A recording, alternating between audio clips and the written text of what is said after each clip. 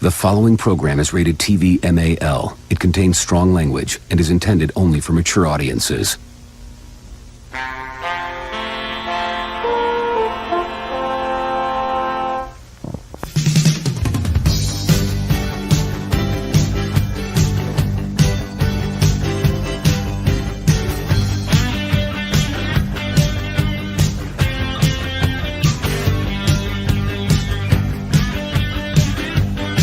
Wrong one. That's the wrong one. Wait, it's the wrong one.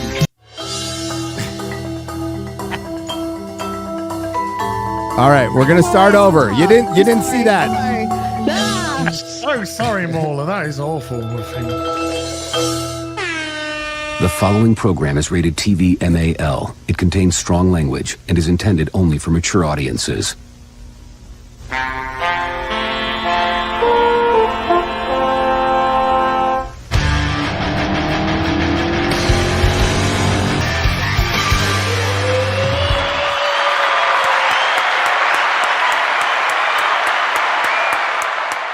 Oh my God, we're like 2022 late. Jesus.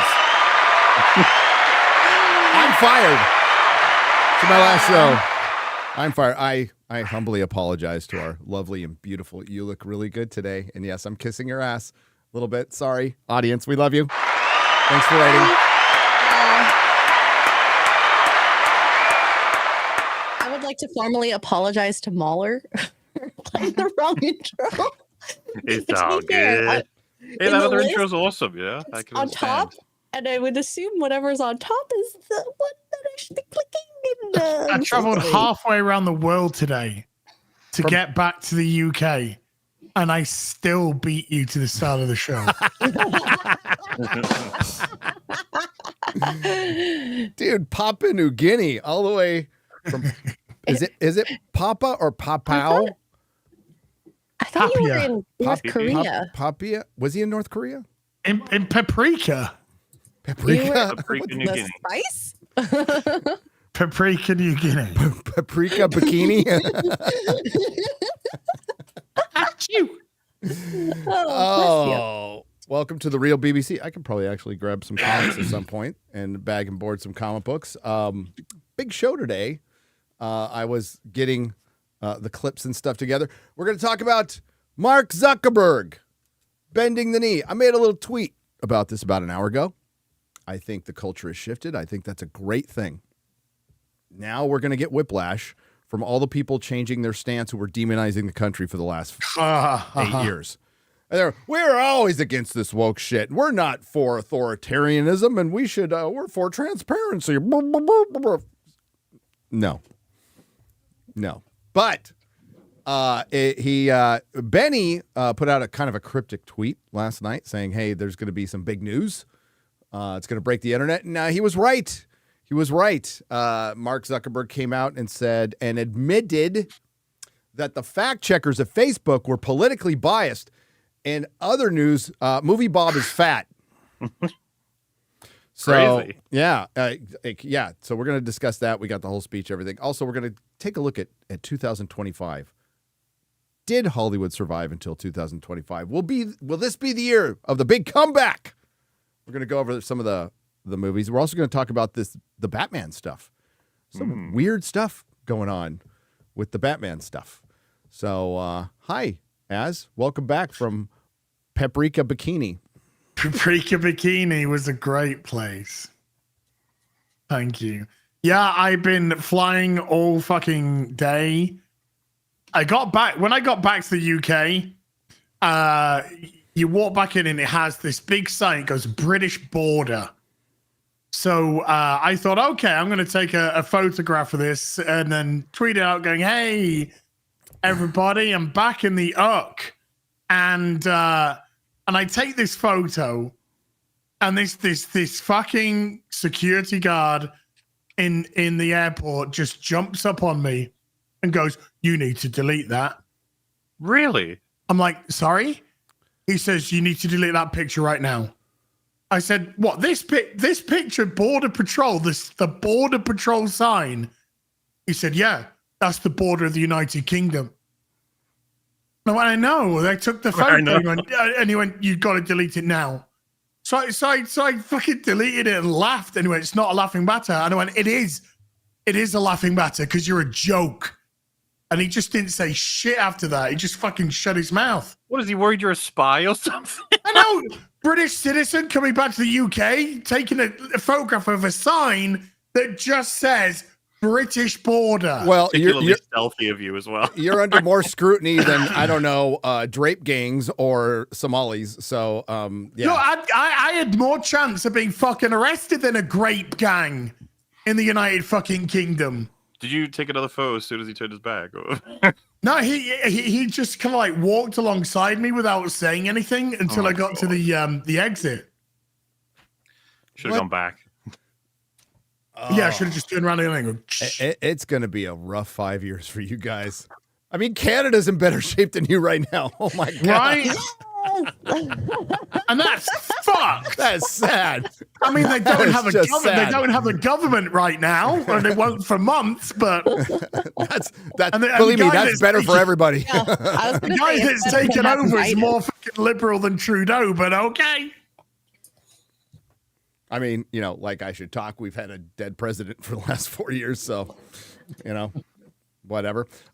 Welcome back, Az. It's nice to see you back. Thank you. Mahler, what's up, brother? Hello. Oh, really? I feel slightly different because I haven't had a blender in my throat, and so I'm not going to sound like Az. But I have been doing excessive drinking and video game playing because Metal's been visiting. It's been rather fun trying to, you know, cover some stuff here and there, make sure I get onto all the streams I'm supposed to be, but simultaneously in having an inordinate amount of substances while looking at colors change and pressing buttons. That's been my life. I recommend it. Yeah, sounds like it's rough. I hope your streaming battery isn't low, Mahler. Oh, that actually came up again recently. Apparently, Boogie's been saying it's true that streaming for 2 hours a day is apparently his new working thing. He said is much harder than a normal job. Is it harder or easier than lying about cancer? Yeah. I'd have to imagine it's hard to lie about cancer because you have to just have no fucking integrity, you know. But I'm not used to this level of scrutiny. People have done it. Well, definitely, but boy. Yeah, he's on that bandwagon now. He said it is harder than your average job. Yeah, okay. Well, as we descend into the stream mines today, X-Ray Girl. yeah, chat, appreciate us. Yeah. Look at us with our pickaxes. We are working so hard right now. And not only is it more than 2 hours, it's probably like 3 hours usually. 3 whole hours. Oh my God. I'm going to have to take a nap afterwards. You know, I'll be exhausted. I'm probably here for about 2, and then I'm not even going to bed. So I would share the clip if I had it, but he basically says that after he does a stream, it's like, I'm so tired. I can't even speak to people. My social battery is completely drained. It's so hard. I think when Boogie stands up, he's really tired. And his physical battery is really drained. So it takes a lot of energy to sit up for him, I guess. It's a war crime already. You know, we just know who to blame. War crime. Oh, as people roll in. Hi, X-Ray Girl. Hi. I'm hoping freedom is closer than ever, but also I am visiting the States, so that also might be why I smell freedom. But yes, it feels great to be Canadian today. Freedom smells like barbecue. Just wanted to tell you that. And Buc-ee's. Great gas prices. Yeah. MegaCon is about a month away, right? It's a month away. So I think the RSVP link is out there. If you need it, Eric, let me know. Shoot me a text. But you probably already have it already. So meetup, I think Drinker's going to be there. I booked my tickets. I'm definitely going to be there. Not sure about panels, but the meetup is Saturday. And Jeremy will have all that information. But the RSVP will be in the description and in the chat. So good. I guess as people roll in, let's briefly talk about Squid Game. I think the bigger picture is like Netflix cannot do a season 2. I say that as just, you know, anecdotally. There are exceptions, of course, but they're rare. And usually when there's a good season 2, it's some South Korean thing, like Yeah. or like Alice in Borderlands. I don't know if it's Korea or Japan. I don't know. There's no. That's difference anyway. Japanese. Japanese, Hellbound yeah. is Korean. Yeah. So like there are exceptions, but most of the time, season 2s are at best a disappointment. And I rewatched the last episode today, which action wise, I was fine with. Mahler doesn't like it. I think I was fine with the action, but it creates so many problems. I was just fine with everybody shooting and killing everybody. You enjoyed 35 minutes of people counting bullets. I was gonna say I'd be fine with it if it was like not just shooting. It's all the same shots every single time, like both bullets and camera. It broke the monotony of episode 1 was kind of slow. I really liked episode 3, right? And everything in between episode 3 and 7 was let's play a game. The game stuff was pretty interesting, and then let's talk about our feelings. And then let's do the vote again. And then I'm like, oh, fucking stop. And it's so much exposition that it's not the worst thing I've ever seen. Believe me, that we've seen so much worse this year. But it was just like, it got a little tedious. Let's just say it's filled with bloat. And Mahler was just telling me that this was written as a 14 episode season and Netflix split it up. So, it definitely could have probably just been a 9 episode season, maybe 8. To be honest, though, that knowledge is like something you can draw from watching it. The way that it ends, it's like, oh, yeah, this is half a season. This isn't even a full season at all. Yep, pretty predictable stuff. Yeah, very predictable stuff. But as far as it's not as bad as like Altered Carbon season 2 or Umbrella Academy season 2, which were. Or The Witcher season 2. I mean, it's not that bad, but Westworld. I mean, even though it's not Netflix, but it's not that Westworld season 2 is man. And season 3 is even worse. Season 4 is even worse. I did not like Stranger Things season 2 as much as 1, of course. Nope, I didn't either. But I can watch. That's more watchable. Yeah, that's way more watchable because I don't know. How do you feel about season 3? I think season 3 is better than season 2. For sure. I'd have to rewatch them to be sure, but all I remember is this is the Russian base underneath the mall, right? Yeah, it's ridiculous, and it's got a Terminator, but I still think it's better than season 2. And season 4 is good. It's like 2 and 3. Good. I just don't like them. 1 and 4 are the worthwhile ones, I think. Yeah, I love 4. Hey, Eddie's going to be at MegaCon. Everybody, Eddie's going to be there. Ooh. I mean, he's got himself a full-on career now, right? Like, I don't know if it was Stranger Things that got him it exactly, but he's like a full name now, being Fantastic Four and Gladiator 2 and some other stuff. Good for him, I guess. Oh, I guess later on. Did you like then how loads of people's stories went fucking nowhere? Nowhere. Squid Game, and then they died. We spent all this time to sit down and hear a backstory or see a backstory, and then they're just dead. It was funny when we were doing the breakdown on EFAB. One of the first scenes post Gihan going back into the game, were on the detective plotline, and Free summarized it as like, right, so they're on their way to searching for Squid Game, and so far they are unsuccessful. And I was like, why'd you just summarize the entire plotline instead of? Thank you. Well, that boat stuff just got so dull. It's ridiculous. I'm a sucker because I thought that was going somewhere. I'm like, oh, here we go. Oh, they're going back. Oh, here we go. Here we go again. Hey, they got an island. No. Let's get back on the boat. the guy's clearly bad, but nobody can see it. He's going to go bad, and he goes bad. Okay. Dude, well, I don't know about you guys, but as soon as they said, like, yeah, I fished you out of the water, it was so lucky. I was like, oh, he's evil. Yeah. As soon as he said that. He's such a nice guy. He's like, I don't need money. I'll just take you out because I felt sorry. I was like, no. I was watching it with somebody, and as soon as that happened, they went, "Oh, so he's bad then?" I went, "Yeah." And then lo and behold, he turned out to be bad. It's just like that is the conclusion. That's the payoff of all of those scenes. Is to be like, so turns out he's bad. He's like, bad. Yeah, I got that. And then we have the girl with the short hair, the kind of punkish one, and she was like looking after that fucking scaredy guy. And he's like, why are you helping me? Because you won't betray me. Yeah, that, and then he and then he doesn't do much when she dies. That is the story for that. That's yeah, the story. probably too Thanos, much. I didn't like Thanos when he was first introduced, but then in the first game when he started taking drugs and losing his mind, I fucking loved him. And He then grew on me for sure. he started to get funnier and funnier, and then let's just kill him in a He toilet. might be the one that I was most annoyed with in terms of just what was the point of that? Yeah, I know. I thought he would carry on like fucking up the games and getting people killed. Yeah. Like that would have been so much better. Being I an could agent see of his chaos. his sidekick getting killed, but then they kill Thanos but keep the sidekick, and I'm like, Did you just say an agent of chaos? You know what? Yes, I did.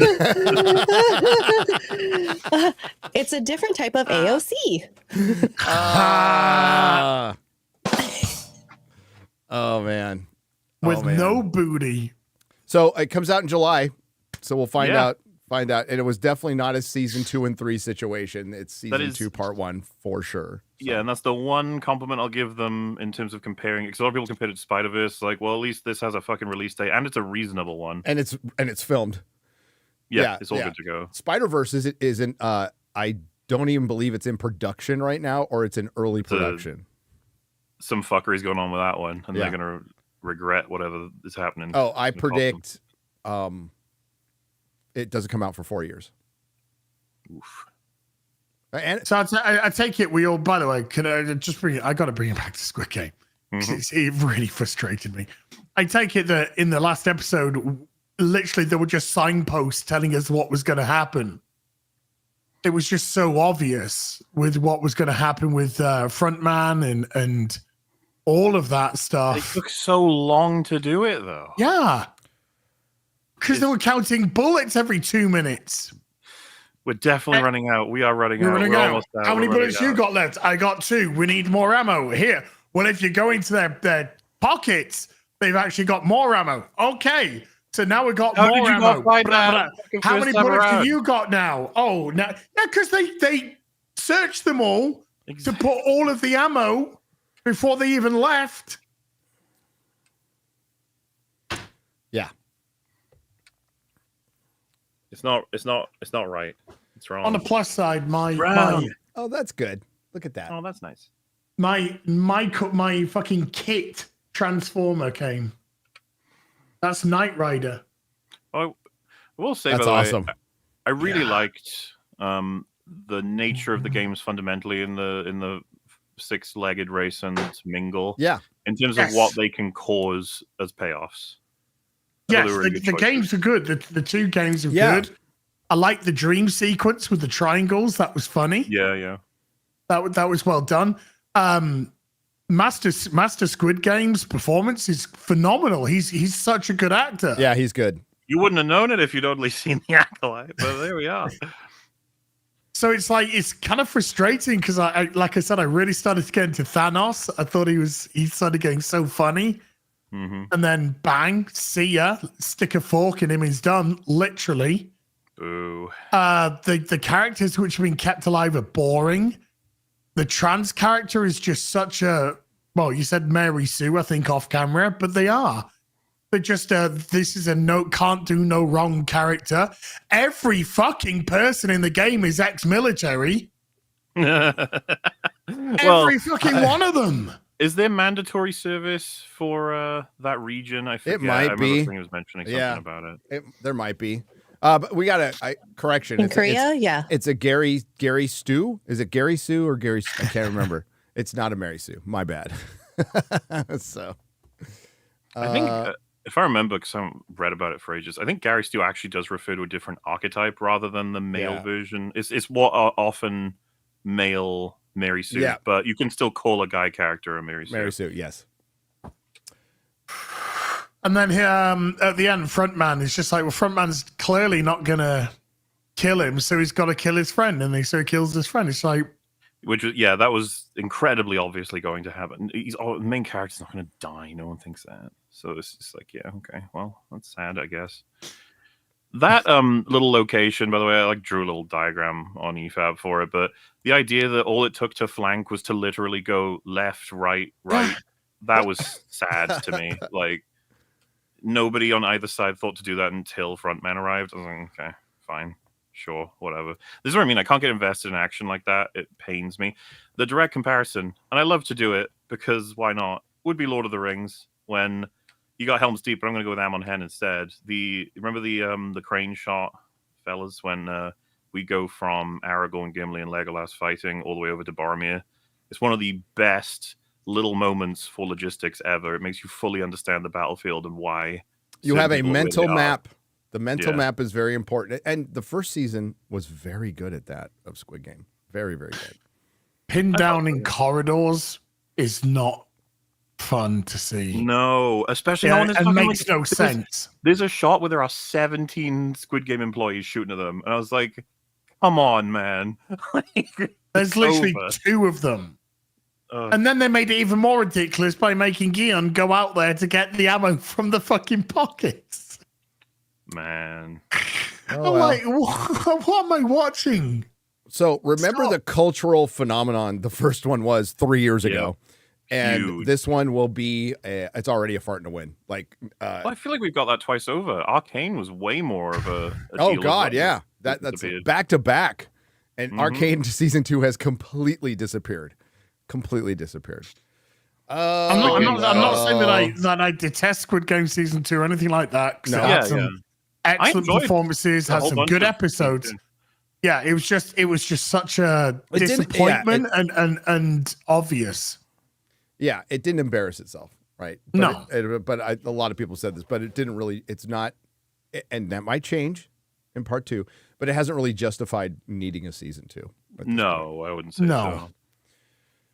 I'd also say, I think my favorite thing in it is the enforcer. Sorry, the recruiter. Like almost the 2 big scenes with him, and it's just like that feels wrong, right?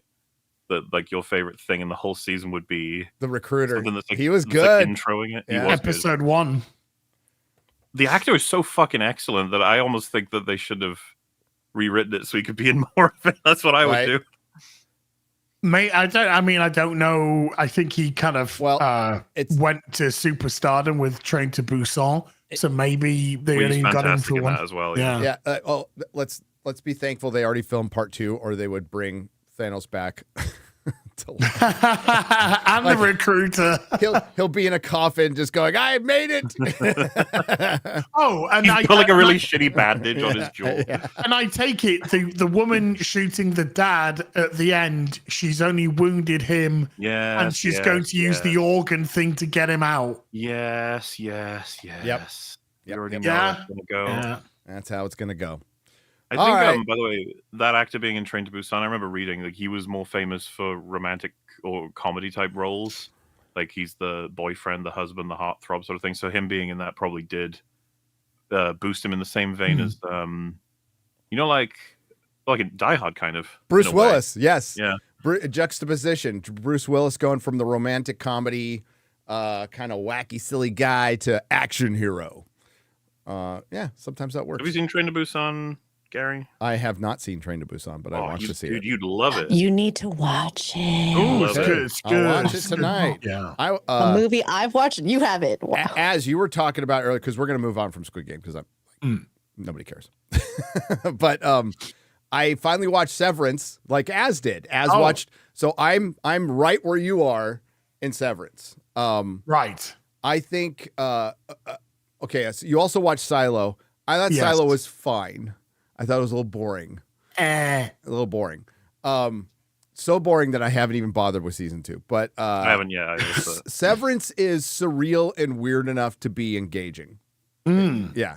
I'm not sure I'm there yet, but I know season 2 is coming, and this is another one that's taken 3 years to make, right? So we've had plenty of time to catch up. But it's just weird enough to be interesting. So I would in the first episode of Severance, I was actually very surprised at how much it gave you, and also very surprised about showing you some of the man behind the curtain at points, like when you saw the perspective of the woman, and it's like you can just leave by going through the door, Yeah. And she goes to the door. She opens the door. She's like straight back into the corridor. She's like, what? And she does it again. And she's straight back in the corridor. She's like, what? And then it goes to the perspective of him. And you see her like go through the door, fall over. She's just like out for 10 seconons. And then she gets up and walks back through the door again and goes, she's all, I did it again, what? huh? Yeah, it's good. It's like I was really impressed with how they did that, but maintaining such a good mystery, but making people like outside people aware of the Severance deal as well. Yep. Well, I mean, and then there's yeah, I don't want to break. I haven't watched the rest of it. The outside, there's a couple of hints on the outside people being a little off too, but maybe they're just dumb. When they were sitting around dinner and they're like doing the World War I thing, he's like, "Did you know it wasn't called World War I?" Yeah, they didn't call it. They called it the Great War. They didn't call it World War I. And then Mark has to go, well, that's because we didn't have World War II yet. And they're like, oh. And then Mark mixing up Minnesota and Montana. He's like, they're the same place, right? They're different places. That might be nothing, but a couple things I caught. But I could be completely wrong. But let's get to a human robot named Mark Zuckerberg. Okay. So Facebook reached maturity a while ago. So we all know it lives off of Instagram now. It's got threads and it exists to just buy other companies and that have already established.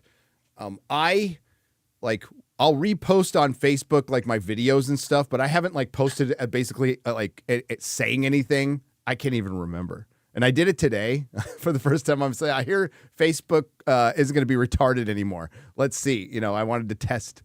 I should have said gay and retarded, but I said retarded. And our boy Benny last night put out a cryptic tweet, like I said before, saying hey, we're going to have some big news that's going to break the internet. And he wasn't wrong. Facebook comes well, let's just watch the video and react. I'm sure most of you have seen it already, but maybe some of you haven't. Hey, everyone. I want to talk about something important today. Oh, my God. I was about to say, is this breaking or is it just because he's a robot? I think it's might be breaking. Oh my God. I can't tell because his mouth opens and then he speaks. It's like a robot. Hello, everyone. Well, let's talk about something important. Freedom is important. And people should have it. It might He's work. A robot or a lizard. Aesthetically, it works. You know what I'm saying? But can you play this X-Ray Girl, or do we need to have Az to do it? I can try using Mozilla, but I don't know what's going on with my internet ever. Bless you, Az. Can you do it, Az, please? Okay. Where's the okay? Zuckerberg is such a fucking punk. He's such a fake ass. Let's see which. Oh, I pressed the wrong button myself. Yeah, that's the one.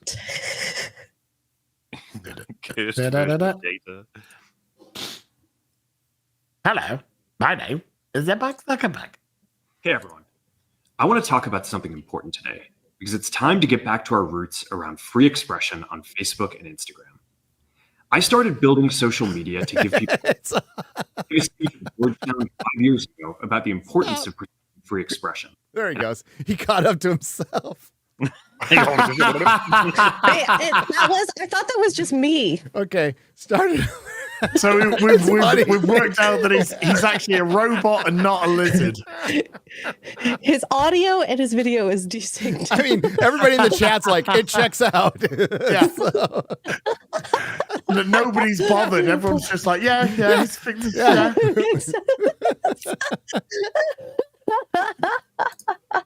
I guess this is where it is. Yeah. Okay. Yeah. Okay. You want more? And I still believe this today. But a lot has happened over the last several years. There's been widespread debate about potential harms from online content. Governments and legacy media have pushed to censor more and more. A lot of this is clearly political, but there's also a lot of legitimately bad stuff out there. drugs, terrorism, child exploitation. These are things that we take very seriously. Yeah, Disney, stop it. Yeah. And I want to make sure that we handle responsibly. So we built a lot of complex systems to moderate content. But the problem with complex systems is they make mistakes. Even if they accidentally censor just 1% of posts, that's millions of people. And we've reached a point where it's just too many mistakes and too much censorship. The recent elections also feel like a cultural tipping point towards once again prioritizing speech. Doesn't that just give everything away right there? Yes. Oh, well, this whole We saw speech. which way the wind was blowing and decided to go along with it. Yes. Mahler brought up this point earlier. I think everybody else will too. Does this happen if Kamala wins? Yeah. Do we see Mark Zuckerberg saying this if Kamala wins? The answer I'll is have to no. jump into a different dimension temporarily. I'll let you guys know how it's going in the other world. Yeah, thank you. You have the power to do that. Please let us know. But like, this isn't happening if Kamala wins. Okay. We all know that. So we're going to get back to our roots and focus on reducing mistakes, simplifying our policies, and restoring free expression on our platforms. More specifically, here's what we're going to do. First, we're going to get rid of fact checkers and replace them with community notes similar to X, starting in the US. We're going to copy Elon's homework. Yes, this is the Elon factor right now. Him taking over one platform changed everything. It changed YouTube. It changed everything. Well, I think community notes is kind of remarkable in that most, if not like, we got like 98% of people seem to like it, you know, just overall as an idea. And isn't that amazing? You'd think it would be split 50-50 or something, but it seems people trust community notes as a concept. So it doesn't surprise me at all if people want to copy it. In an ideal world, I would just like to let it fly, baby. Let's say what you want without community notes. But that's me. They're funny though. That's what I like about community notes. Yeah. It's just, say, for example, someone says, you know, just some really stupid thing, and then it just says underneath, like, humans do indeed drink water or something. Yeah, this is indeed a man, or Mufasa is not the #1 movie in America. Yeah, like, I think I get it, and at least there's like balance, right? There's balance with people rating it and stuff, and I rate them too. I'll rate them all the time, but because it's fun. I rate the funny ones that I really want to see Disney community noted. I just do every single time, but that's me. But what I find interesting is because he's saying like we're getting rid of the fact checkers and we're bringing in community notes. Because I think when community notes first started, people thought it was a form of fact checker like the ones that are always partisan. Yep. But community notes kind of surprise people in terms of like, oh, it doesn't feel partisan. Not or at least yet. It feels less partisan. It could become that. That's the problem, right? You know, notice how flippantly he just flies over. Yes, fact checkers are complete and utterly biased. Ergo, they are not fact checkers in the slightest. Yes, that's true. No, well, he gets that. He says they are politically biased. He does say it, and it's like, Yeah. Tick fucking talk. bro, I don't have a watch on, but you get the symbolism. What the fuck? Where was this 4 years ago? Where was this in 2016? Right, which he specifically brings up. Again, it's great to hear. It's awesome to hear. It's nice to see Jim Gaffigan apologize to his fans who were Trump supporters. I think that's great. It's great to see Whitney Cummings read off a teleprompter and roast CNN that's pre-approved. Great. Awesome. I know I can't remember her name now because I don't care. On the Golden Globes, she roasted Hollywood a little bit. Whitney Cummings. No, was that CNN? Whitney Cummings did. Whitney Cummings was CNN. And Hollywood got roasted lightly. Actually, the joke she left out that Variety reported was way better. I thought we'll get to that later. But yeah, it's great to see all this stuff. Where the fuck was it 2 years ago? You know, as Chrissy pointed out, Whitney Cummings did shows where you were required to have the jab.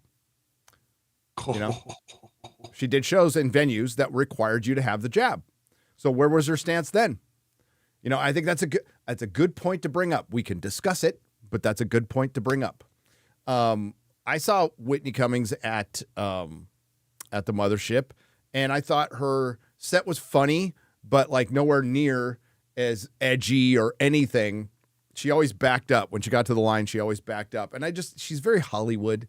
She's just very Hollywood. and inauthentic, in my opinion, especially when she was surrounded by a bunch of comedians who are just fucking real, like Tony Hinchcliffe and Ron White and Dave Chappelle and Joe Rogan.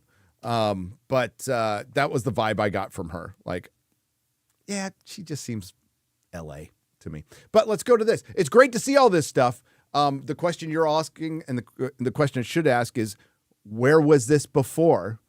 And we want to be a forgiving nation. We believe in second chances, but I think you need to see some humility. And it's absolutely right to question it now. It is. And we'll see it play out because words are wind. Words are wind. Let's hear the rest. After Trump first got elected in 2016, the legacy media wrote nonstop about how misinformation was a threat to democracy. We tried in good faith to address those concerns without becoming the arbiters of truth. But the fact checkers have just been too politically biased. Wait. Go. That's the part where he says it. Hang on. Go right back. It's an exited out, though. Yeah. Have just been too politically biased and have destroyed more trust than they've created, especially. But you kept the system going. Yeah. You kept it going. You kept the system going for years. After you knew this. So yes. he didn't just figure this out in the last month. No. Especially in the US. So over the next couple of months, we're going to phase in a more comprehensive community notes system. All right, pause. Second. Pause.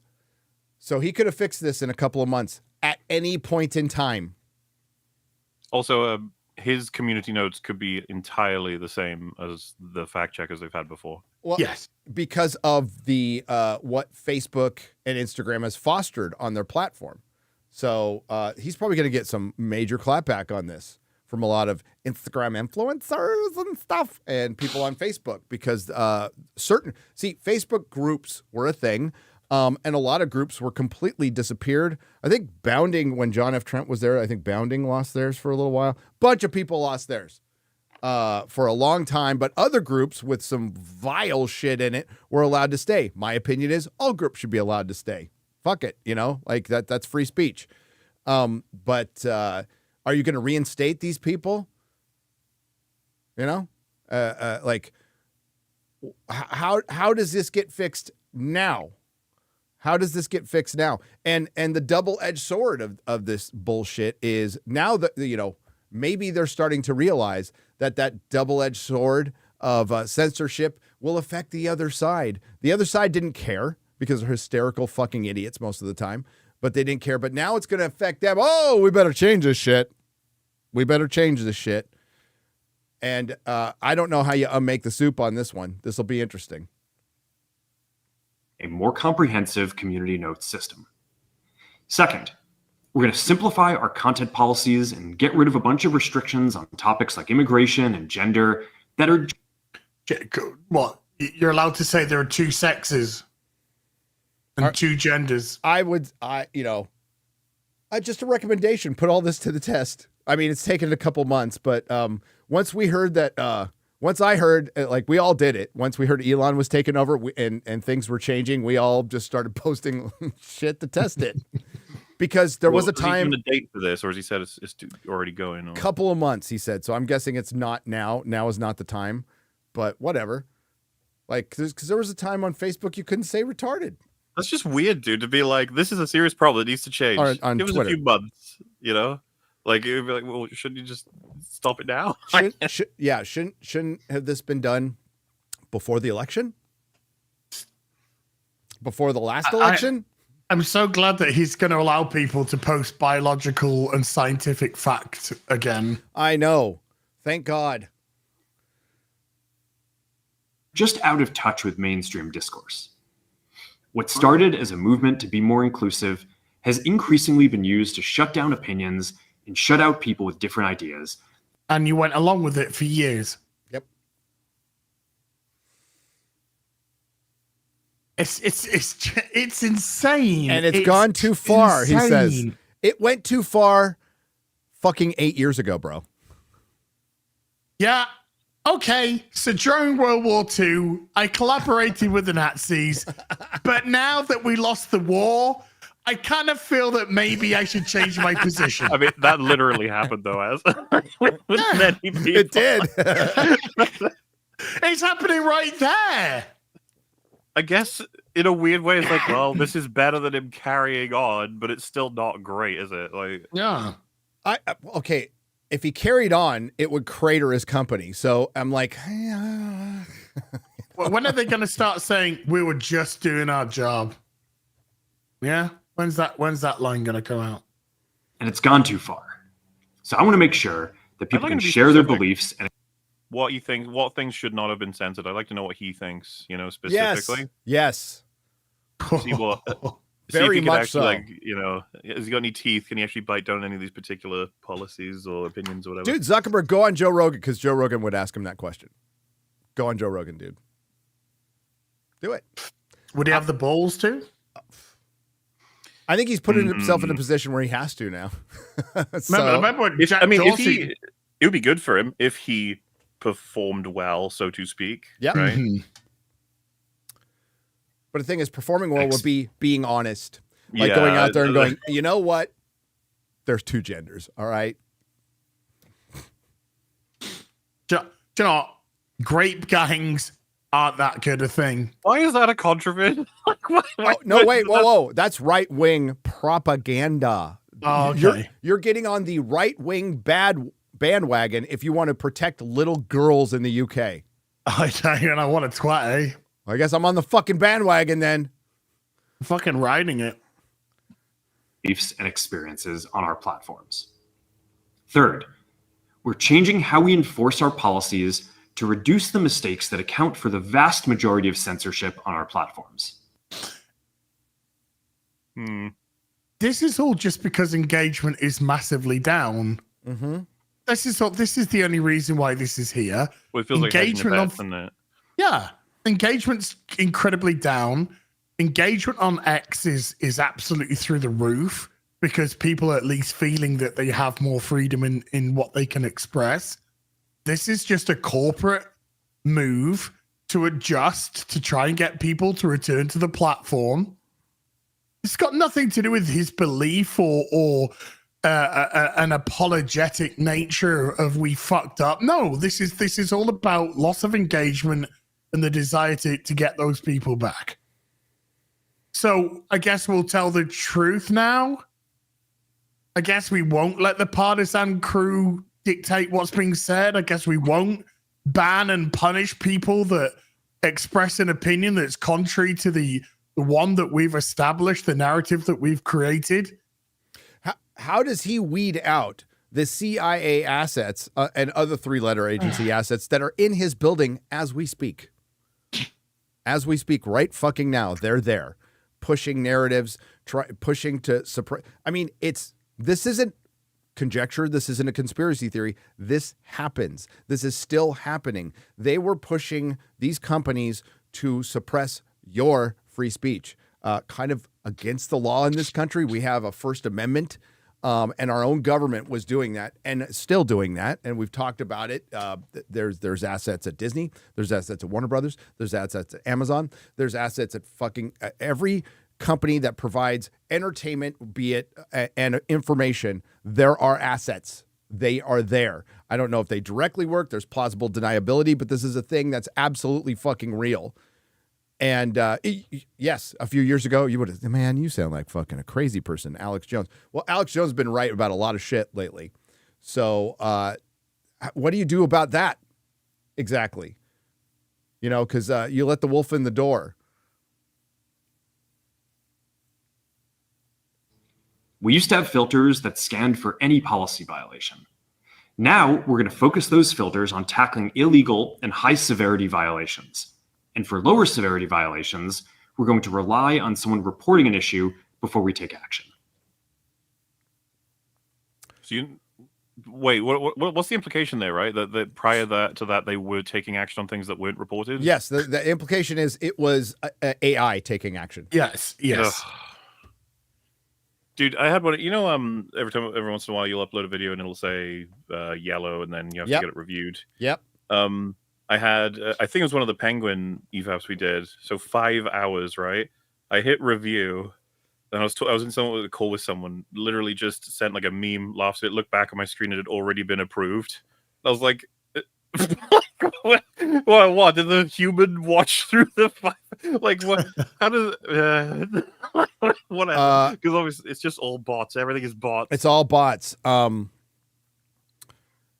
Somebody was hitting our old Nerdrotic Nooner theme, right? Years after, right? Something we actually have a license for. But some bot went through on New Year's Eve, dude, and I got hit on 100 Nerdrotic Nooners from 2021. Wow. And I had to go through every fucking one and just clip it out. I just, fuck it, I'll clip it out. Individually, that's how I spent my New Year's morning doing that. It was like, God damn it. Yeah, it's all bots. The ridiculousness of Warner Brothers, the ridiculousness Perry went through with our last video, which was insane. Yeah, it's all bots. And he just admitted it. He's like, we're going to actually have humans looking at. Okay, where are the humans going to be from? And then how long before they get replaced by bots? Do they understand American culture and nuance? No, they don't. They don't. So we'll see. Are we going to have trust and safety people who think they're deers, like at Twitch? God, yeah, that was, when was that? Like 2019 or something? Well, he says something. He says something. Wait. He says something very interesting later in this video. I want you to hear it. Okay. About. I remember the deer. Okay. Remember the deer? I just remember the meme of Ryan. That Perry did. It was so good. Hit play, please, Az, because he does say something very interesting. The problem is that the filters make mistakes, and they take down a lot of content that they shouldn't. So by dialing them back, we're going to dramatically reduce the amount. But we still let them function. Yes. The amount of he brings up. I can't believe what he's fucking saying here. I know it's. I mean, I appreciate the honesty about this. I do. I really do. And I love that the culture is shifting. But it's also completely okay to be completely fucking frustrated with all this shit. Like, motherfucker, you were forced to do this. Don't come out like, oh, I'm a humble dude now with my little fucking whatever necklace you got on and my surfboard with a beard, American flags, and, like, fuck that, dude. I start with an apology, maybe. Hit play. Amount of censorship on our platforms. We're also going to tune our content filters to require much higher confidence before taking down content. The reality is that this is a trade-off. It means we're going to catch less bad stuff, but we'll also reduce the number of innocent people's posts and accounts that we accidentally take down. Well, accidentally. I mean, even the words "bad stuff" is. Listen, there is bad stuff. All right, there is. I don't really enjoy seeing people deleted on X, right? But it should be there. Okay, I just go through it. I don't think it should be gone, because that's part of the ugly. Listen, freedom is dangerous. The truth is ugly. I'd rather have a dangerous freedom and an ugly truth than to be safe. Sanitized narrative is lamer by far. Bad stuff. Fourth, we're bringing back civic content. For a while, the community asked to see less politics because it was making people stressed. So we stopped recommending these posts. But it feels like we're in a new era. Hang on. And we're starting to get feedback. We've been in the most politically tumultuous social media era ever. The idea that you simply reduced all politics, no, you didn't. You just released got rid of half of them. I don't know. Did he mention it yet? Like his fact checkers. Has he brought up the fact that he's going to move them to Texas? Have I heard that yet? Hit play. Texas is becoming the home of the free. Hey. Feedback that people want to see this content again. So we're going to start phasing this back into Facebook, Instagram, and Threads while working to keep the communities friendly and positive. Fifth, we're going to move our trust and safety and content moderation teams out of California. Boom. And our US-based content review is get it right. Let it Based finish. in Texas. As we work, Go all the way. US-based content review is going to be based in Texas. This is the move, though. The move is these companies know that if they're gonna survive, they gotta get out of California. It's California that's killing everything because of its bubble. It's just killing. They gotta get out. They gotta get out into the real fucking world. They gotta leave fucking Narnia. Well, Fucking retard. You know what else is motivating this? Because multi-billionaires who want for nothing in their lives, there's still things that matter to them: legacy and ego. And Mark Zuckerberg is looking over at Elon, the new cool kid, and he's like, I want to be cool like Elon. And if you don't think it's as petty as that, it is. Okay, watch fucking season 1 of Silicon Valley. If you want to know how fucking Silicon Valley operates, that season is a playbook. It is so fucking good. It is so it's about two CEOs who fucking hate each other for some fucking rivalry, fighting over a guy, and they're willing to spend billions on it just to win. Like, that's all they care. They don't even care about anything other than just beating each other. It's a great, that season's so good. So they're bringing it to Texas. They're getting out of California, which is hilarious. Fucking hilarious. As we work to promote free expression, I think that it will help us build trust to do this work in places where there is less concern about the bias of our teams. Finally, we're going to work with President Trump to push back on governments around the world that are going after American companies and pushing to censor more. The US has the strongest constitutional protections for free expression in the world.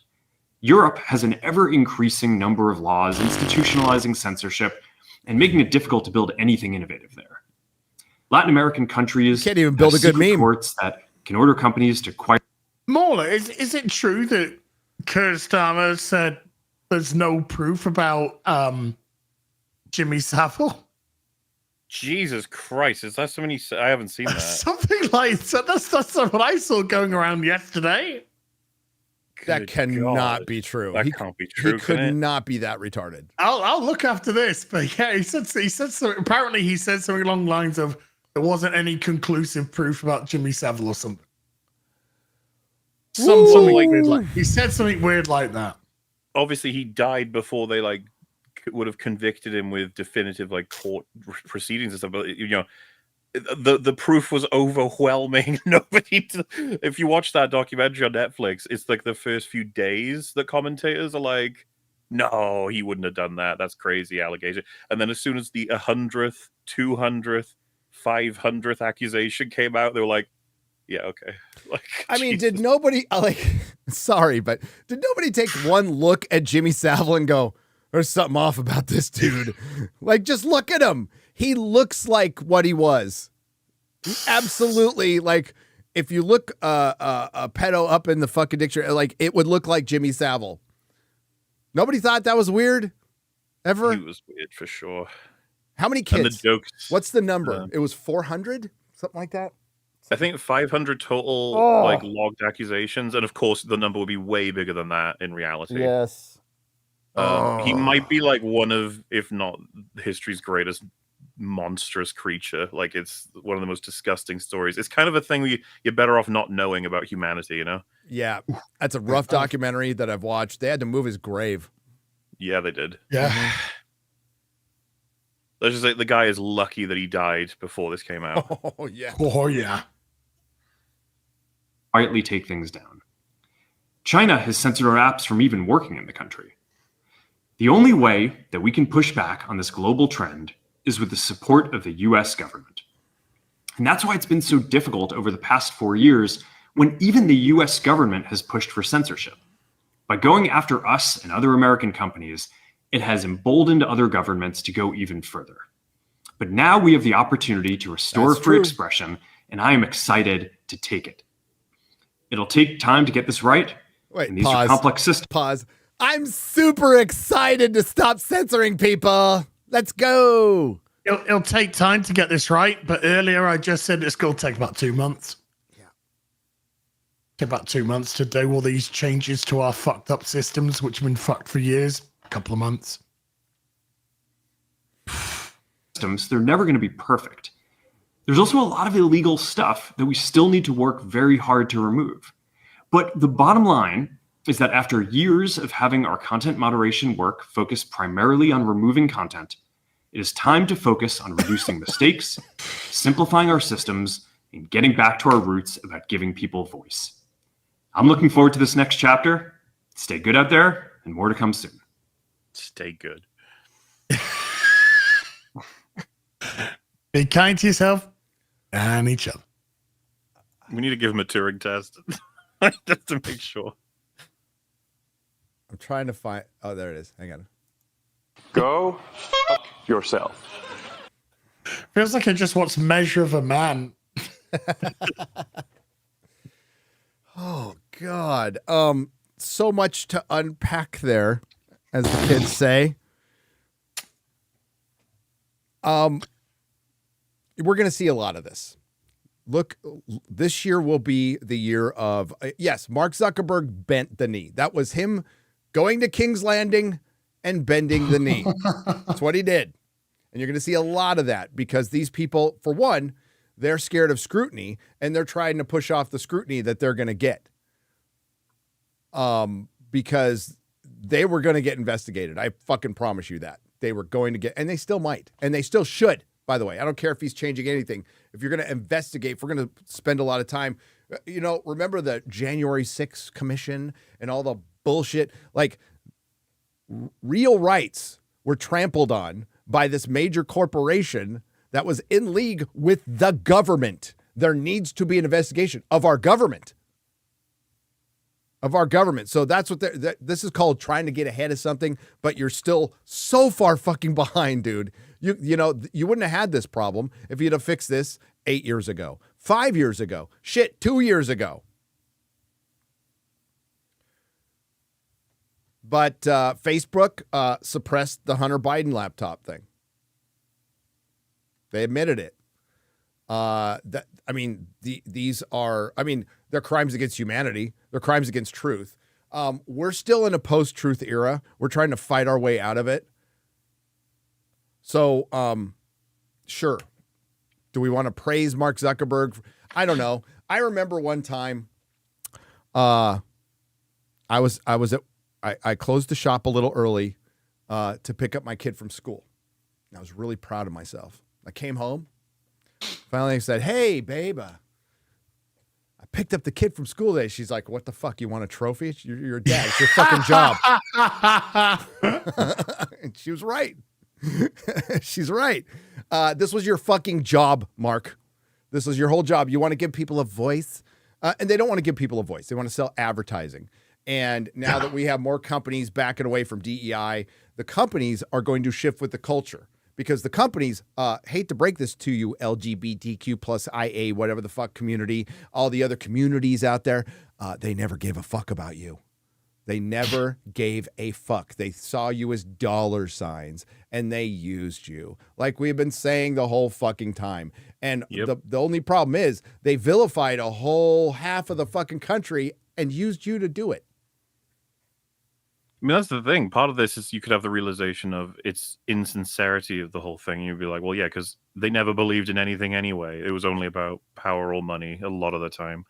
So, like, swaying with the wind is kind of expected, somewhat, at least. But this one, I felt like this came a little faster than I was expecting from Mark Zuckerberg. But hey, there you go. Dude, we're going to get whiplash. Yeah, but just like, I can't praise this at all. And Mauler hit the nail on the head before the stream where he said, let's just see, would he have done this if Kamala won? And we all know the answer. The answer is no. You know who we praise? Everybody in the chat. Everybody who held the line. Everybody who called out the bullshit for years and years and stuck with it for years and didn't give up. That you deserve praise. You made this happen.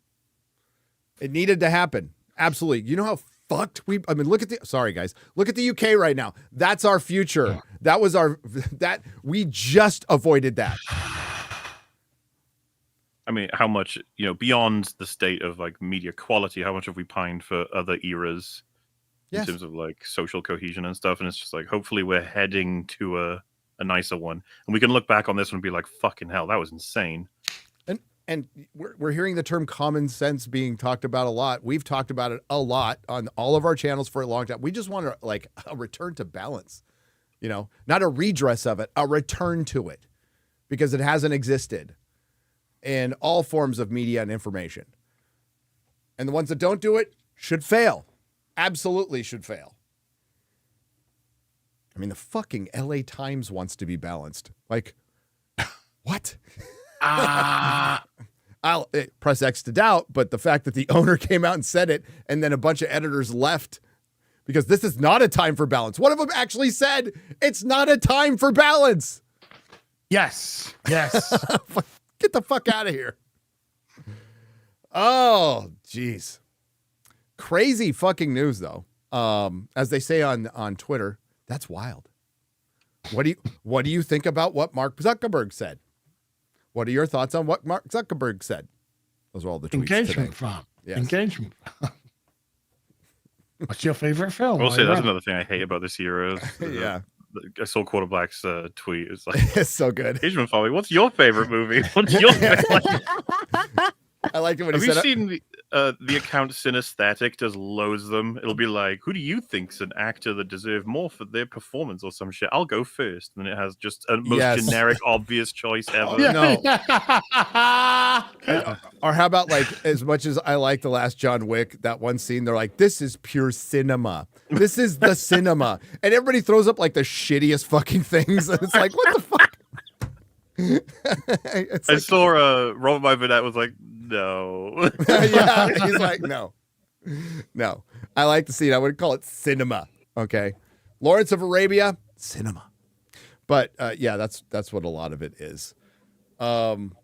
Speaking of one of those sites, let's go to Culture Crave, who just repeats the meat of other people's articles and puts up images, which, I mean, it works for them. Great. But whole fucking internet is an Ouroboros at this point. I thought Culture Crave was just what's Deadline posted. I mean, it is. It's what Deadline and the Hollywood Reporter, or they'll just give you the meat of an article. They'll just go, yes, there's going to be a female Silver Surfer. Blah blah blah. Which there is. Oh, there's a leak of Fantastic Four. We could talk about it later. I don't like anything I hear from it. I don't know if it's true though, but absolutely. I don't know if you ever read Future Foundation, Fantastic Four. I liked it in the comics, but in the context of, we were like, God, was that the 600s? We're like, 5 or 6 decades into Fantastic Four comics, so in context, it's fine to tell that story. To introduce the Fantastic Four with the Future Foundation, I don't think it's a good idea. Council of Reeds, all that shit. You know about the Council of Reeds, Mahler? It's like the Council. I know about the Council of Ricks, which is probably making fun of that, I guess. There you go. What about which, by the way, if it's anything like it, but legitimate, that sounds like it would be frustrating. It basically sounds like Fantastic Four is going to be pure multiverse, and it's just like, and it is. It is. Dude, did you see that fucking post that was like, wow, when Multiverse came out, everyone was complaining it didn't have enough cameos, and nowadays, like, it was just this coat post about how amazing Multiverse of Madness is. It's so annoying. Oh yeah.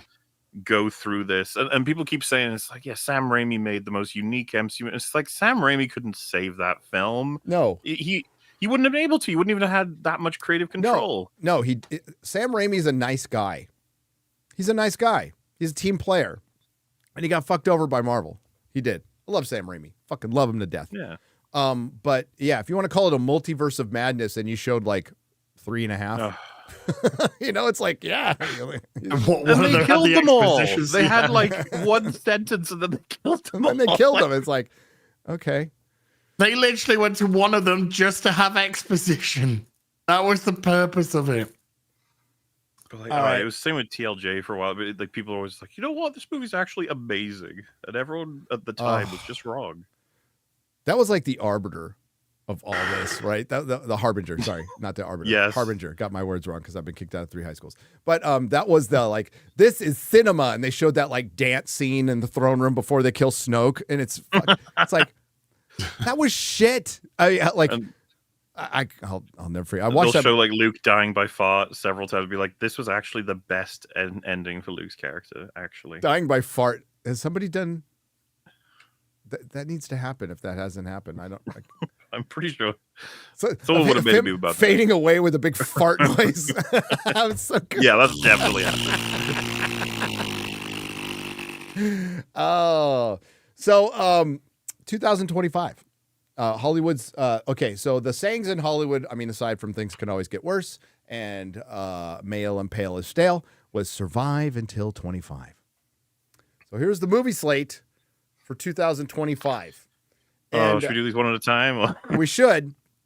And I got to say, because I'm a sweet summer child, I'm like, well, they're kicking a lot of things down the road. The 2025 release schedule will probably be better than 2024. I just automatically assume that we'll probably get some better stuff. Now, keep in mind that I also consider streaming shows, and there is some streaming shows that I'm looking forward to this year. But if you look at just the movies, it's like, so nothing's coming out this month. Like, Wolfman. They don't have Wolfman on. Oh, no. But they didn't do this in order.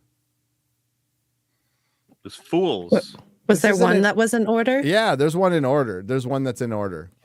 Well, let me search. Yeah. Ha! Blade? Well, no. Yeah, Blade. Yeah, no, this isn't it.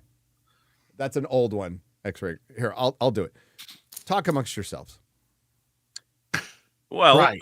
So a black man walks into a bar. what's the first release? I was going to say we could talk about that. What is the first It thing? would be the earliest? Wolfman because Wolfman. it's January 17th.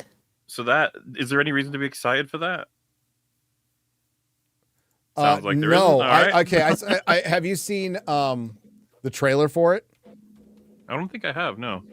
At a brief glance at that, the only thing that piqued my direct attention was 28 years later. Well, yeah, same. But on the Wolfman thing, I know that he looks questionable. That's about it. Which is not great because you're gonna want the Wolfman to probably have a good look, you know. So we'll have to see about that. But then again, just who's writing, who's directing. I haven't heard anything notable about it. I guess I need to look into it to know. I've heard nothing about it. Yeah. Werewolves, man, not had it. No, great it's very recently. it's very Blumhouse, right? So, dude trapped in house, got attacked by a werewolf, and he's slowly turning into a werewolf with the family there. That's basically what I got. All right. I have Wolfman. the 2025 Marvel slate. Yeah, we can keep that aside, but I know there's one that's got it in order. Here it is. All you had to search just for search is 2025 movie releases on Twitter, and you would have found it. So here you go. Boop, doop, doop, boop. Geek Vibes Nation. Pretty sure. I was totally looking culture crave only. That's why. There we go. All right, here we go.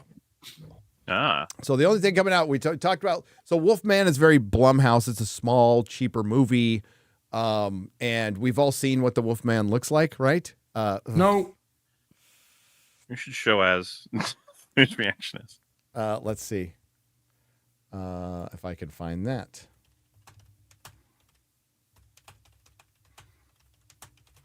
I think Blumhouse did some kind of like special IRL convention-y thing where they had all of the quote-unquote icons come out on stage, and like Mithrigan was one of them, and some other characters. And I think they had an early version of Wolfman there, and people were like, "What the fuck is that?" And there was some sort of like well, that's just like a performer on stage. It'll look better than that. And it's like,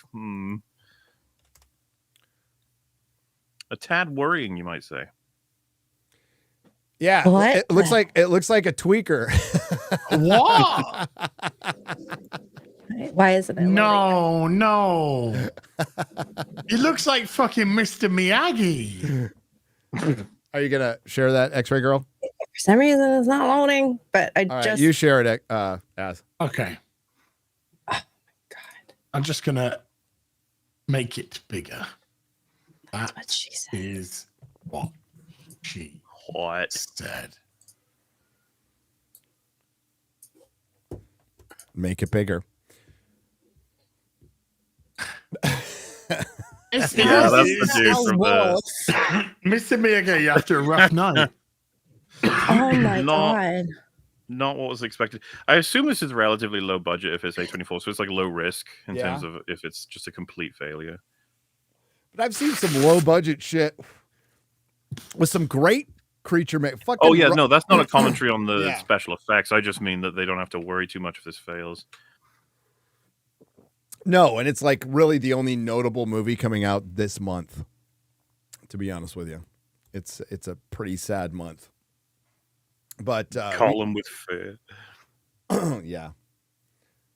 So we got Love Hurts. Can't say I've heard of it, Nope. but it's not coming out on Valentine's Day because everybody's going to take their dates to Captain African American. Yeah. Ba, ba, ba. Like the Captain America sequel without Captain America. Mm-hmm.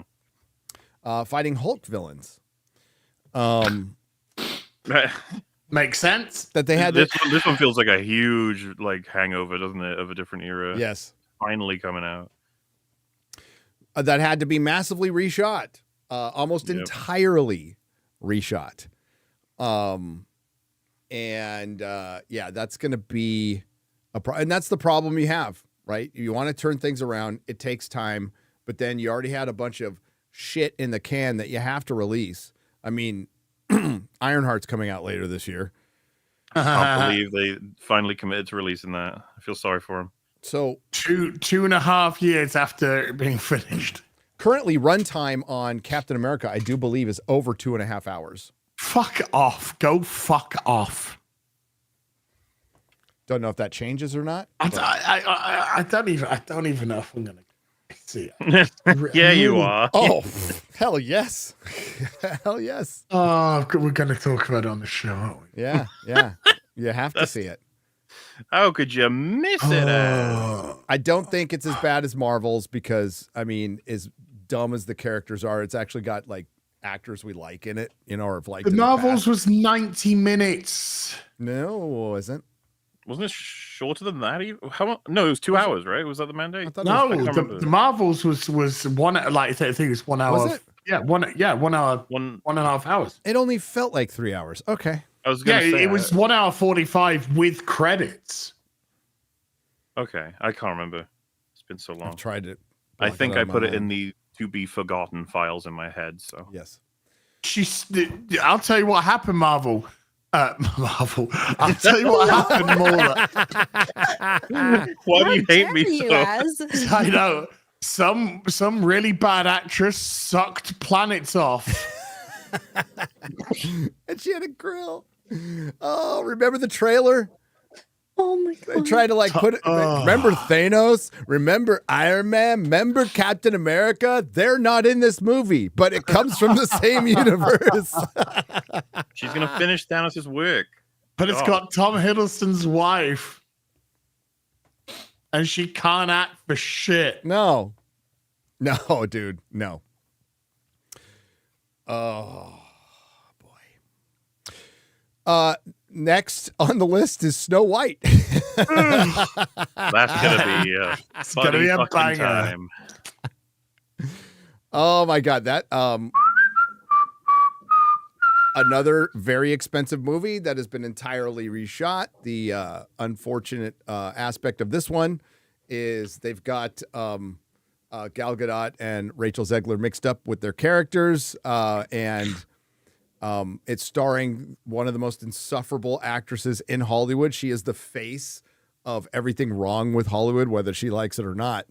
Over the last couple of years, a fucking PR disaster that woman is. Just a one-woman PR disaster. And I think a lot of people are going to watch this out of just morbid curiosity, like me. Fuck yeah, Hell yeah. it's gonna be funny. It will be funny. I mean, like, that's not, like, that's what I used to. We used to go to, like, when we didn't have a lot to do, aside from get high, is we just get high and watch every single fucking movie, and we either liked it or roast the shit out of it. So, like, yeah, it's not that difficult. I can't wait for Snow White to go into middle management. All right. Oh. So next is Alto Nights. I'm going to look that one up. I have no idea. Alto Nights, which is...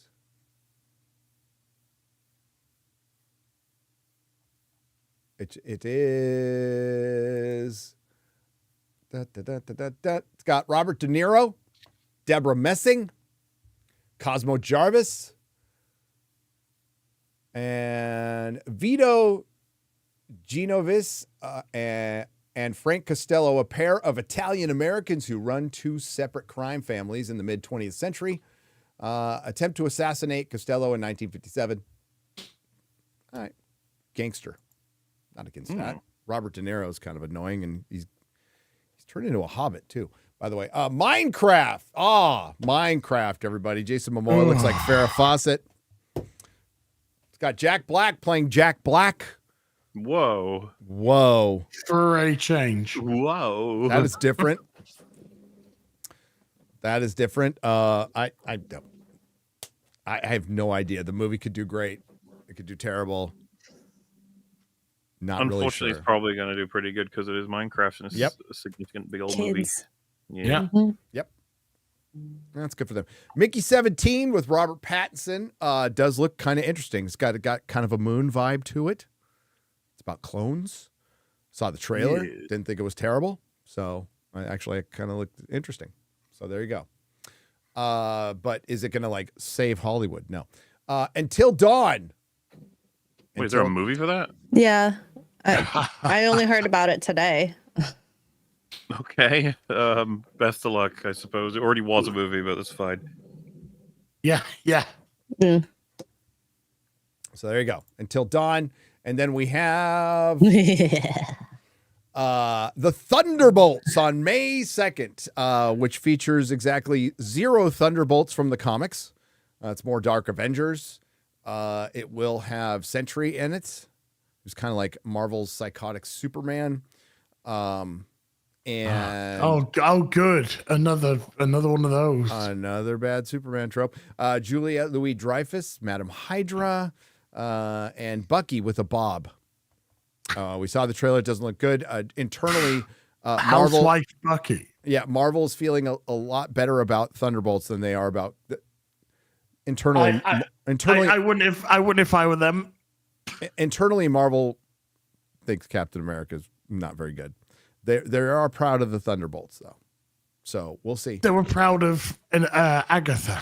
They're proud of Doctor Strange mom, too.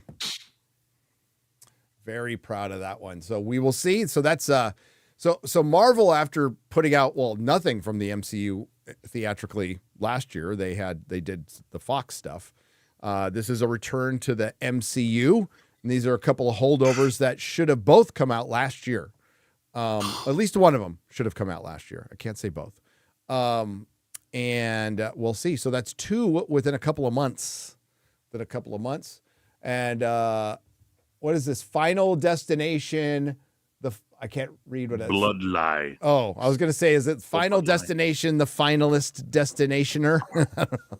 So what's curious about this one is being written. I think it was written by John Watts. Really?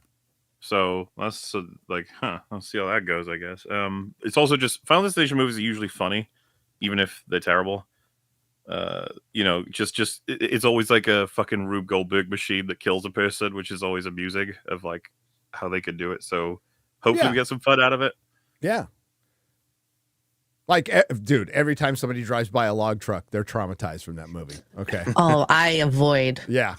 I do kind of like that legacy. You'll see someone post a picture. They'll be like, feeling a little unsafe right now. No. Every time we see one on the road, we're like, let's hang back a little bit. And that sequence is awesome in the second film. It is. Special effects in it are awesome. It's good shit. This is Lilo and Stitch. So this will be the live action remake of Lilo and Stitch. Leave me alone. Yeah. Yeah, it's just... Mission Live Impossible: The Final Reckoning. Yay! Dun, dun, dun, dun, dun. I'll watch it. I I'm want to see gonna it. watch it. Hell yeah! I'll watch it too. Hope it's good. This one's interesting. Karate Kid Legends, and it's gonna I'll give it a watch. It's connected to Cobra Kai. It brings in Ralph Macchio, but it's not gonna have Johnny Lawrence, unfortunately. But It's connected to the other Karate Kid as well. Yeah, yep. And by the way, from producer Will Smith. Okay. Will Smith produces Cobra Kai. He produces this. His company does. Yes. Oh, his company does. His company does. Yeah, I'll probably watch it. What the hell? I love Cobra Kai. So, Ballerina. I'll hear what Morley's got to say before I watch it. On Ballerina? Yeah. Why the fuck? You're watching that before I am. No. No. Drink. Okay, drinker. Okay. Oh, fuck it. Drinker will watch it Dude, before. I'll go. Anna de Armas. I'll go. Okay. He's not getting naked in it. You know that. I'll get her fall on titties that out. sword for the show. No problem. I'll fucking go watch it. Wait, what? What? What? Fall on Fall on sword. sword. Not sit on a sword as fall on it. Hey. Just making sure. What's this one? Elio. It's Disney Pixar. Kids movie, Kids probably. movie. There we go. Live action. How to Train Your Dragon. So I'm seeing Probably going to make a bunch of money as well. okay, so we got remake. Love Hurts looks original. Maybe it's based on something I don't fucking know. Captain African American sequel. Snow White live action remake. Alto Knights looks original-ish to me. I'm not sure. Minecraft. Okay, technically it's based. They haven't made a movie on Minecraft yet. Mickey 17 original. Okay. Until Dawn, you said there was a movie about that before. Well, it's a game. It's a game movie. Yeah. So it's based on a game. So still, okay. Thunderbolts, technically a sequel to multiple Disney Plus projects, and Black Widow. It's a spiritual sequel to Black Widow. Final Destination, another sequel. Lilo and Stitch, remake of an animated adventure. Mission Impossible: Final Reckoning, which is actually a part 2 of it's the 8th. Gary. Yeah, We've done this. I know. Are you Keep sick? going back through the I'm thing. going back through the list to point out what's original or not. Oh, Go get a drink of water, dude. I'm falling Thanks for asleep. playing. Dude, he tried to boom at you and you counter boomed him. Nice. He boomer the boomer. I'm resetting the list to go over how original 2025 is, but thanks for making me explain it on the show. Well, I kind of fell asleep. As is for a about pro, minute. ladies and gentlemen.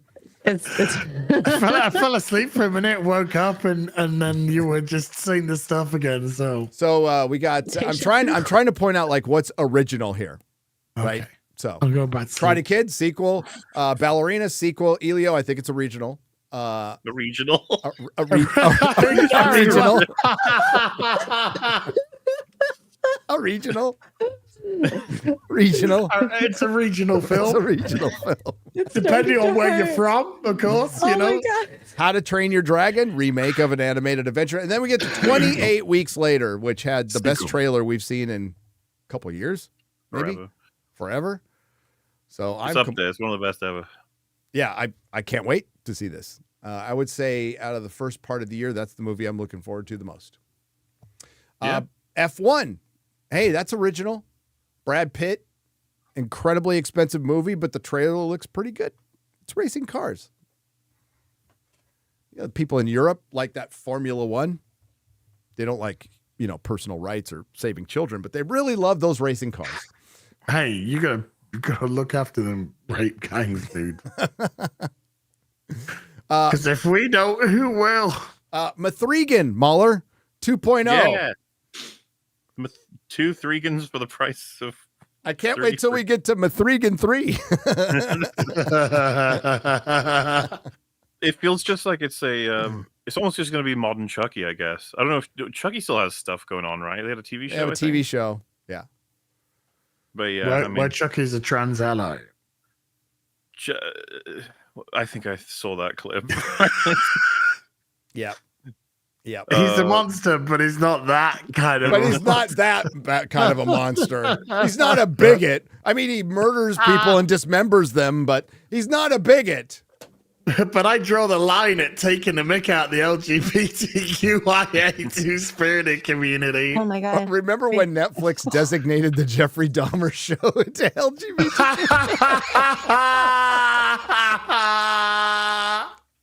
You can have this. Wait, no. Wait, no. That's so good. Oh, good times. Mathregan 2.0, and then we have Jurassic World, whatever the fuck this one's called. With Rebirth, yeah. Just another. There's a roulette wheel. Jurassic is one of those. Just it's time. Is it really called Rebirth? Yes. Oh, Jesus Christ. Oh, God. I just want it to stop. Can I plan B it? More like afterbirth. Yes. Can you plan B like the pill? Yeah. Okay. Yes. Absolutely.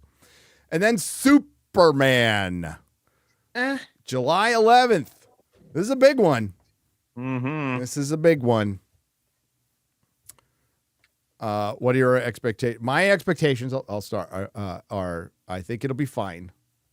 I think it'll be the movie will be fine, and I think it does pretty good.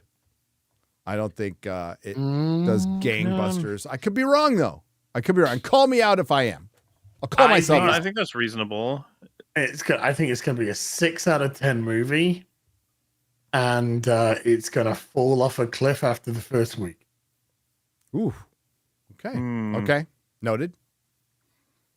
God, it could be so many things. It could be like an utter failure, and it fucks everything up for him. But the thing is, it's been a while, so they probably benefit from that quite a bit. You know, like people are going to want to go see it just as like, oh yeah, Superman, let's see what we got. But as for like the quality of the movie, I'm not reassured.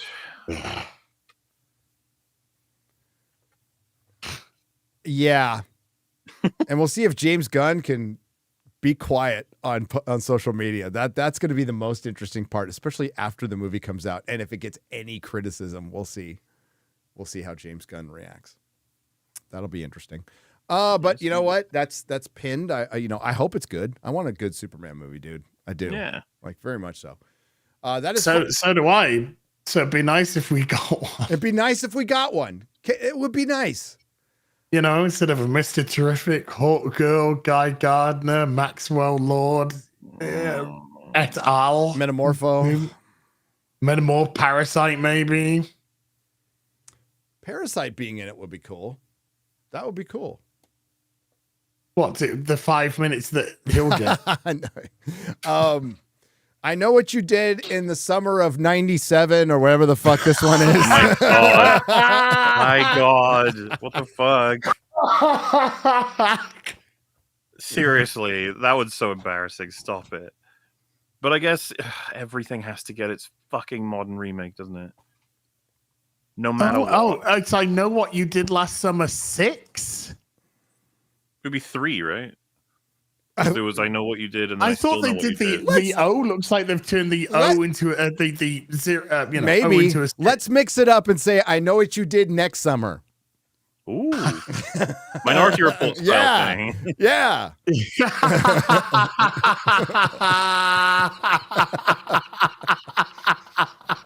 Starring Tom Cruise.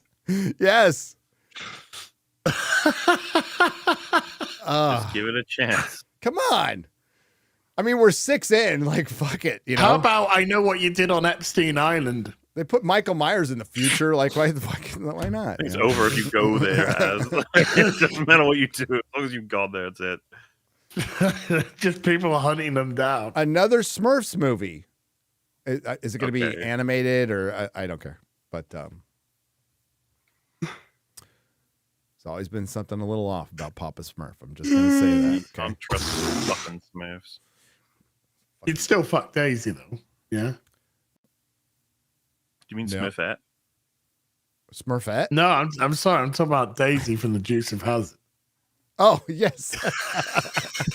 I mean, everybody would. I was changing the subject. Then we have Fantastic Four. First Steps. Stupid name.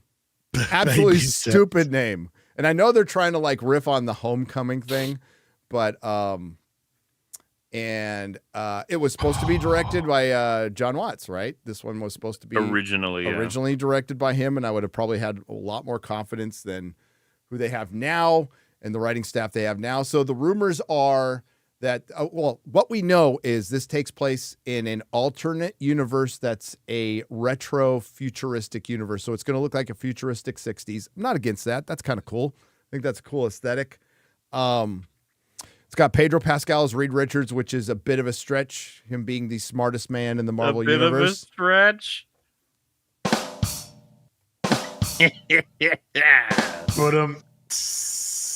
But got him. I got my Reed Richards hand right here. That stretches. The fingers don't work anymore. They used to grab. I used to actually use this to grab. That's what she said. Yeah. You can't finger bang with this anymore. That's what she said. See, you can when it's blacked up. See? Now you can touch things. I no words.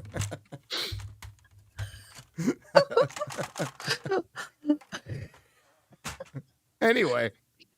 I swear we're adults. No. God, no. You can't prove that. The rest of the cast is fine. Especially Galactus, but I'm forgetting his name, but the guy's fucking great actor. Oh, you're talking about the fella from Nosferatu. Nosferatu, Witch, Innocent, something Innocent. Ralph Innocent. Ralph Innocent. Game of Thrones. Yeah, he's freaking great. Oh, Iverson. I can't remember, but yes, I know you're talking about. So him playing Galactus is fucking awesome. I think he's got a good voice for it and everything. Yes. Female Silver Surfer. That's a deal breaker. Silver Surfer. Norrin Rad is the Silver Surfer. Okay. Norrin Rad is the Silver Surfer. So that's a bit of a deal breaker, but I guess there's a possibility that's gonna. Robert Downey Jr. is going to be in it, by the way, towards the end, like maybe at the stinger, post credit scene, and he'll be manipulating events behind the scenes. That's pretty much.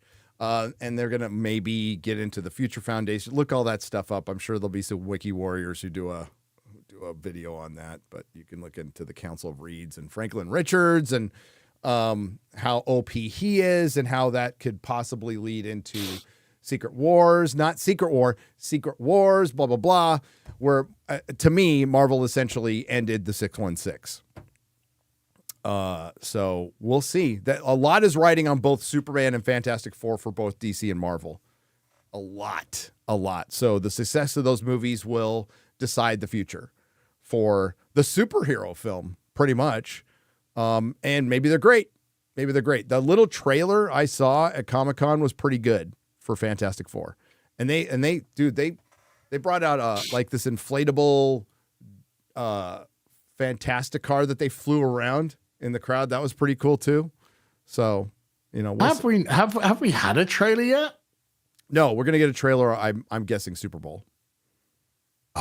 So Super Bowl, we'll get a Fantastic Four trailer. We'll get probably a Thunderbolts trailer, a Captain African American trailer, another Superman trailer. Like trailers for pretty much all of these movies.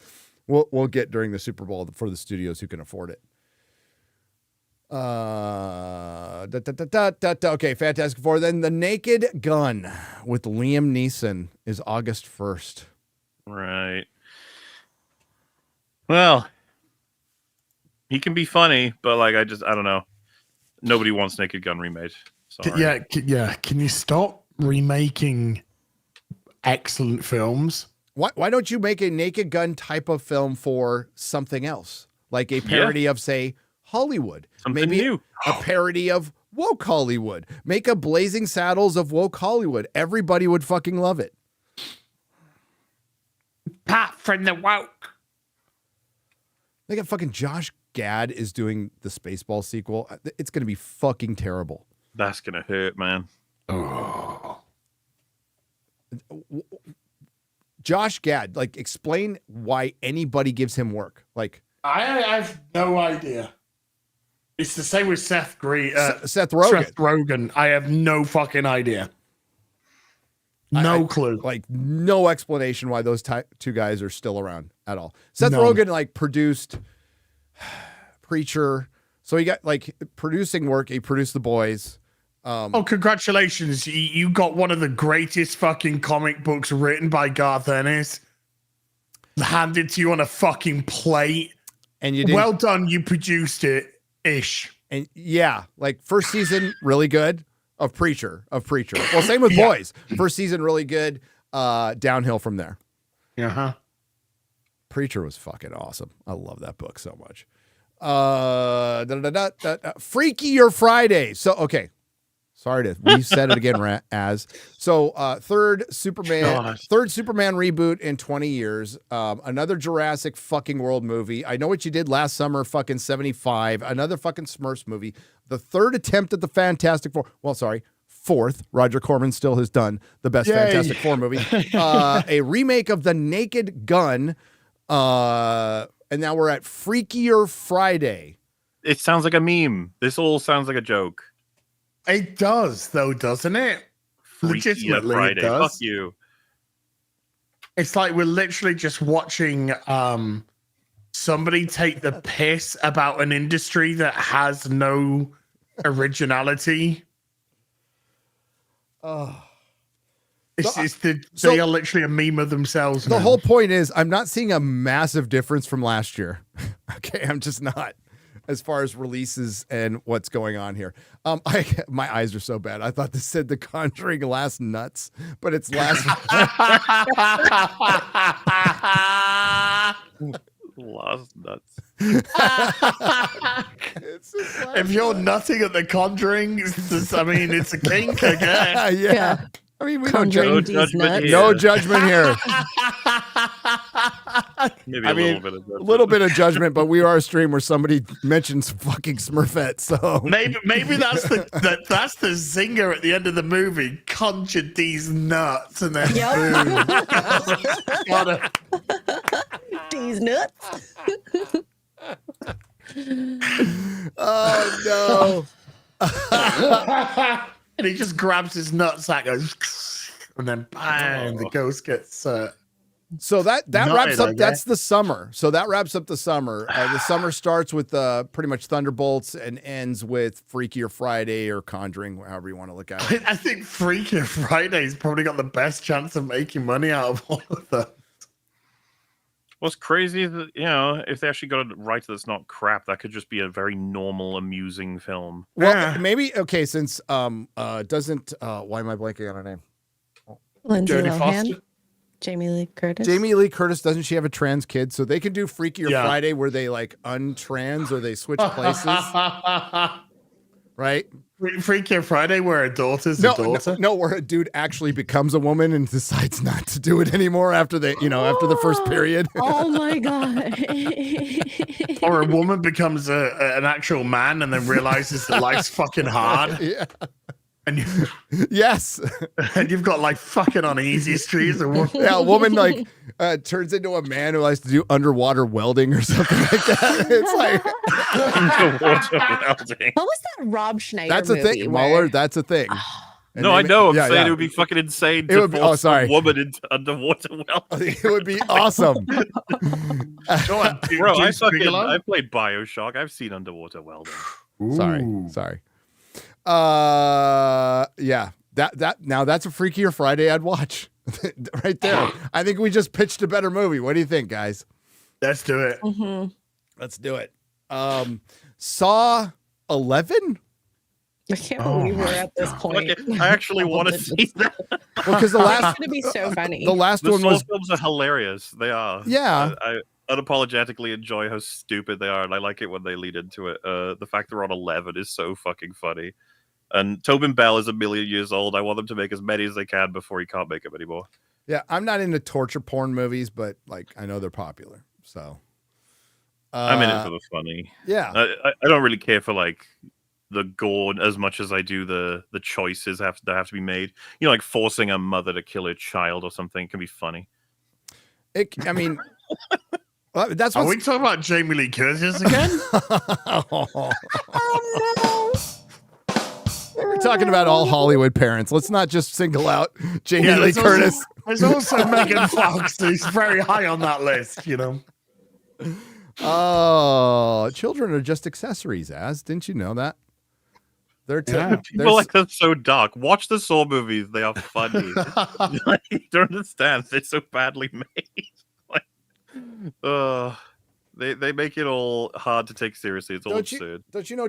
Children only exist to bring attention to Megan Fox, like so she can parade them around like they're a new purse or something. That's what children exist for, right? Just get a dog. They can't transition dogs yet. Yeah. Yet. By the way, out of Wait a 11 minute. Saw movies, do you know which one the best one is? The first one? The 6th one. You want to put that whole thing to the I don't even test? think I watched it. The whole thing to the test. Have one Hollywood actor try to transition their dog. See how America reacts. Dog. Oh my God. Do you remember where the See how America reacts to that.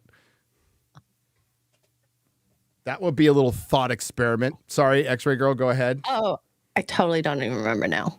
Oh, there was a woman that tried to explain that her dog was vegan. Yes. Oh, yeah. He said it ate a sausage right in front of her. See, we're all fine with doing it with humans, man. You try that shit with a dog. It doesn't See even how want America the meat, reacts. and it's there like, meat.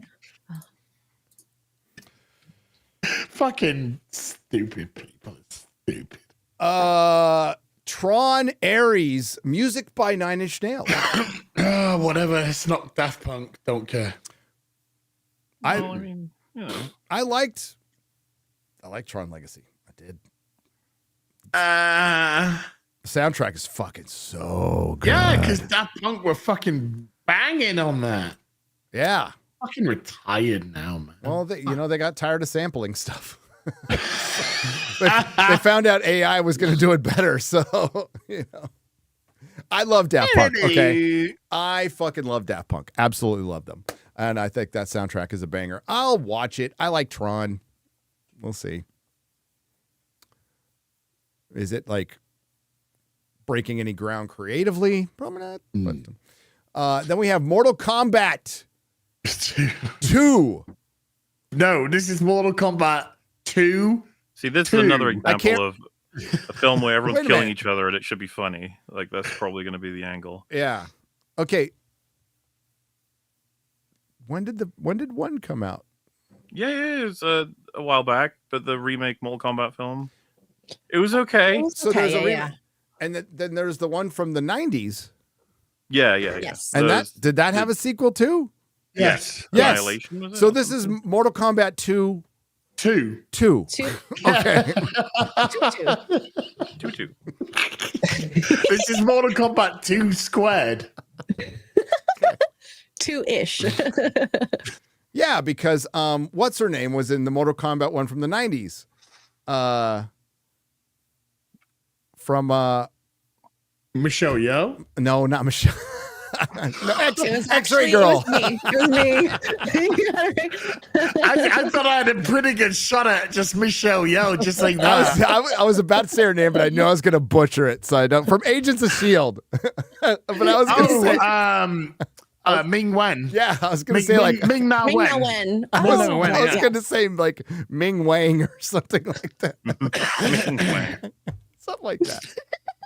Still We looks love- great. We love Ming Na She Wen. looks Yeah. fucking great. She's cool. We like her. But yeah. And like this surprised me and Mahler. Predator Badlands is coming out. This is What is this? so apparently it's kind of a sequel to. Correct me if I'm wrong, chat. But I mean, there's a white girl in it this time, so it's not going to be. Right. Yeah, is it going to be like little Laura Ingalls Wilder's like little Predator on the Prairie? Like, what's it going to be? Is it a Western? Yeah, yes, it takes place in the past. That's all I know. So they saw Alien Prey. Predator Prey, and oh my god. So this is just an anthology of fucking women fighting predators now in different time periods. Can't we get fucking samurai warriors fighting a predator? I for know, fuck's sake? fucking, oh God, like Knights of the Crusades, Yes. like Templars, Oh, Templars fuck. versus Templars. Predator. Like, Fucking by the way, Predator Templar. they've all done this in the comic books. By the way, all they have to do is go back into the comic books and pull out like the Predators taking on everybody.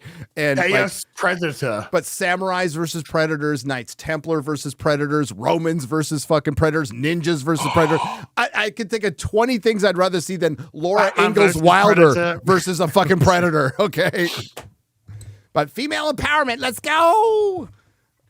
Yeah, I mean, it said that we got 2 Predator movies on the way, not just this one. There's another one as well. Yeah, so I think wonder so. if they're successful enough as this. Hopefully, we will eventually get ones that are like that they put them against. Fucking cowboys versus predators. I think one of them's supposed to be it's a Predator film with the Predator being the POV character. Hear me out. We can have predators versus predators. So we have a predator drop down in like protective custody of a prison and take out all the predators. That'd be kind of good, right? No, Wait. too dark. We could drop it. What's that town? That just sounds like a Hollywood actor. What about a predator who on his Christmas vacation goes to a tower to see his ex-wife, and then a bunch of robber predators try to take over? And I thought you were going to say Predator Rapunzel. What's he's in a chariot to let down his hair Story. for a predator to climb Go and save him. rescue female predator. Well, killing the other predators on the way out. Oh, I know. Remake classic action movies, but with a predator as the main lead. Fuck it. It's like in Red Dwarf when they do Pride and Prejudice and he can't get their attention, so he just gets in a tank and starts blowing up all the fucking air in the tank. Oh God, I just did the weirdest Google search because I'm trying. Is it Rotterdam? What's the town where all the drape gangs are in? Rotherham. Rotherham. Because Rotherham. God. My Google search. Rotherham. Rotherham. I don't fucking know. Rotherham. Rotherham. What is it? Rotherham? Yeah. Okay. The Google search is bad. I'm on what town are the UK rape gangs in? He is definitely on the I list am now. definitely now on the list. Wait, now. they would be- And Google just went Eventually- like this. Google just went, Yeah, one day our AI will be sophisticated enough that the search engine will look at you and be like, "Why do you want to know that?" What the fuck's wrong with you? And you're like, "You don't ask me questions." It's like when I was searching for that drunk 3PO video where like the world is burning, let's masturbate. let's masturbate. And I searched something like who's a weird tranny guy with shit in his mouth.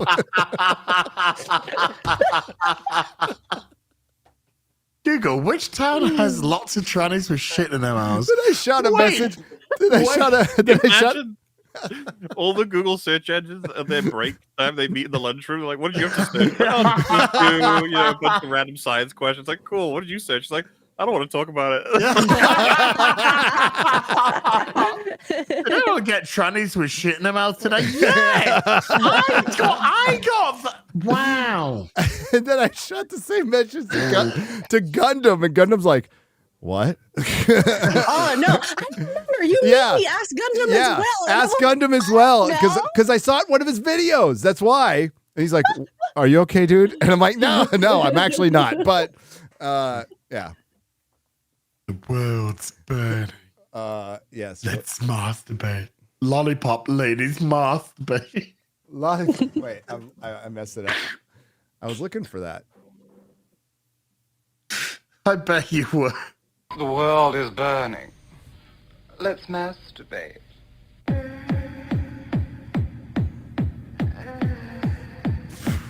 People in the Houses of Parliament masturbate.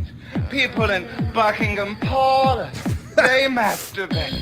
People at the United Nations, they masturbate. United Nations.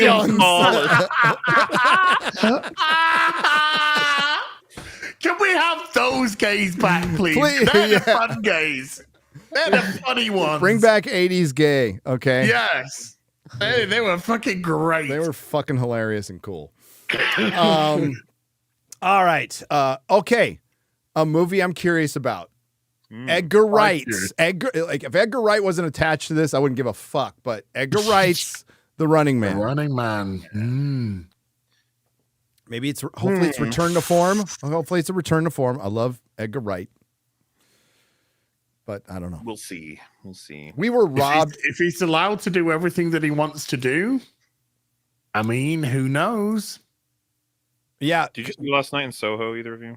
No, I did not. I heard your I think review that's of it, loss. and I went, I don't think you guys would like it. To be honest with you. But maybe, and yeah, I mean, I've always loved him for his choices for editing and storytelling. his editing is so good. Cornetto trilogy is almost unbeatable, but it's not not technically a trilogy, but kind of is. You know what I mean? Like it's fucking glorious set of movies, and if he was using that power level and made a Running Man, remake, I'd be totally on board. It's like, look, I think a lot of these things fall down because they just can't get the protagonist right. Like Mark Wahlberg on the Total Recall remake, like why? What's the Mark Wahlberg? Colin Farrell. But that's just that they're all fucking interchangeable. It's just like all white men all look the same. It was yes, all the white guys look the same.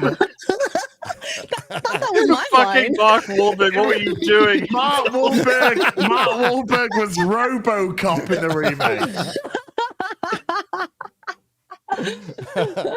Remember when Joel Kinnaman just did a bunch of films and people were just like, that's Joel Kinnaman. Yep. What does he bring to the table?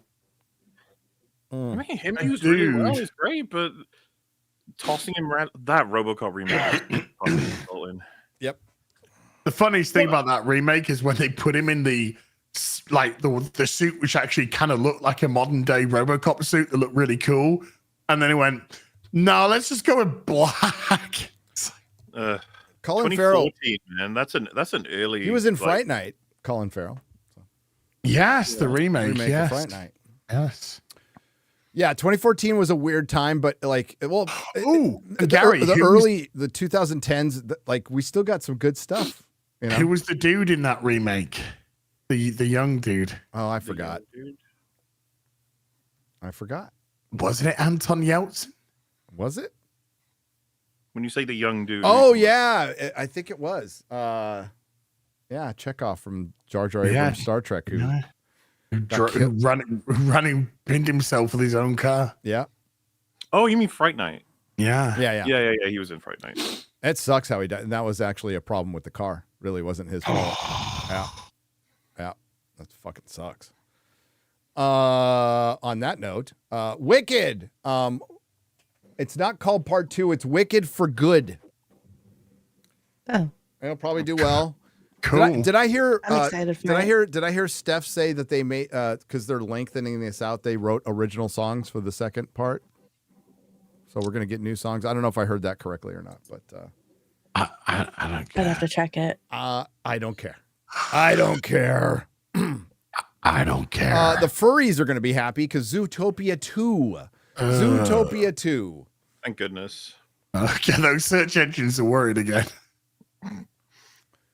Why don't we just call it 6 Nights at Freddy's instead of 2 nights at Friday, 5 Nights at Freddy's 2? Because it's always 5 nights. Because it's always 5 nights, so they're closed weekends. Okay. Mm-hmm. And then Avatar. What's this one called? Avatar. Fire and ass. Fire and ass.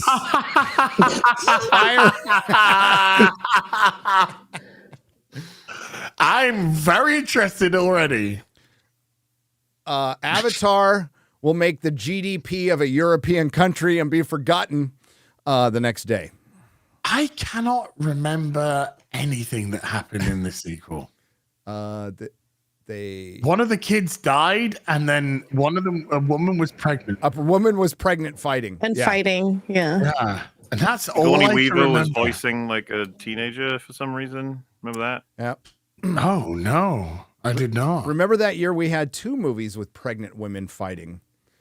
We had Spider-Man Into the Spider-Verse. Yeah. Had a pregnant woman in battle. I can't believe I'm saying this, but I'm like, Gary, I'm sure you're forgetting more pregnant women in fights. I am. There's so many. I am. Oh, what are the other ones? Chat might be able to answer. I feel like that's a familiar trope. Michelle Yeoh. They need to have belly armor me? now. If you have boob armor, you need to have pregnant belly armor. yeah. Last of Us 2. Last of Us 2, they had a pregnant lady going into. Oh, yes. into stuff. Oh, God, yes. See, I feel like we're still forgetting some. Oh, did you see the trailer with Abby? Normal? I have not in the seen hospital? the trailer, but I see that we're already recreating plenty from Last of Us Part 2. So yeah. So it looks like we're just gonna Get a Joel in one. get a Joel in one. So is that actress just suddenly going to be fucking meat cake? I don't think they're gonna be able to do it because the limits of the female body is not capable of doing that very easily. Unless they give her a muscle suit, they could look like the Hulk. That's just it. Don't you think all those things that Cuckman said when people were critical of it were going to come back to bite him in the ass if she's not fucking like to fuck and huge? Yeah, that could actually cause some. It'd be like, hey, you should be hiring a muscle woman. Yeah. You said it was possible. Remember when the lockdowns hit and he and some guy ate a fucking steak, and Cuck was like, "See, even in a lockdown, you can still have protein to put on muscle." That's not okay. Yes, I know. I remember that. That's not how it works. You need to have leisure time to sit around, and especially if you're a woman, you have to work out twice as hard as a dude. And you have to have a gym or a weight set, and there can't be zombies coming to kill you or other people trying to steal your resources. People say she'll be a stunt double, so it'll just be her normal, and then it'll just cut to some huge guy from behind, like punching people. It'd be like scary movie. Everybody's going to be fucking malnourished. Everybody, like, it's such bullshit. Okay. That's 2025. Here we go. Wait, hold on. Is Fat Garrow going to be in it? Oh, God, I hope so. You know they won't, because that would be awesome. That would be the best decision ever. He should have his own TV show, but he won't. He should. I'd watch the shit out of that. Fat Garrow eventually. All right, so sequel, remake, sequel. I'm going just bottom to front. Sequel, remake. In defense of Wicked, it is actually the second part of a 2-part movie, as opposed to a sequel. Like Mission Impossible, I guess. I don't care. I just thought I would be contrarian. What's it in defense of? What's the defense? Well, the defense is it? Can you say it's technically a sequel? Part two isn't a sequel. Yeah. Well, no, it's not called Wicked Part 2. It's called Wicked for Good. But they called. Who cares? But can't we just establish Empire that? Strikes Back wasn't called Star Wars Part 2. Yes, it was. But it was. But Wicked was called Part 1, right? Part 1. Like the first one was Wicked? I don't know. I thought it was just called Wicked. I thought it was just Wicked. No, it said Part 1 on the bottom. I'm pretty sure. Maybe not. Maybe get Steph in. Guess she's what? She's the Wicked. Yeah, Steph, let us know. Let us know. I think it's just called Wicked. I already don't care. Get rid. So yeah. I don't care. I don't care. Oh, it's fun derailing stuff. All right, put up. Could you put up this article real quick from the Wrap I put in there? Yes, sir. Oscar qualifying films. Or films that don't qualify for Oscars this year. The first one they mention is kind of fucking hilarious. Is that Sonic? Oh no! What? Okay, not that it was going to be nominated, but we're talking about qualification. Remember the rules before you put this up there. Remember the rules. Remember the rules, the DEI rules. We've all done videos and live streams about it, how they're very specific to promote diversity. Promote diversity. Well, guess what doesn't qualify for an Oscar this year? Too many black people. Bad Boys Ride or Die. Shut the front door. Not enough crackers. Oh my God.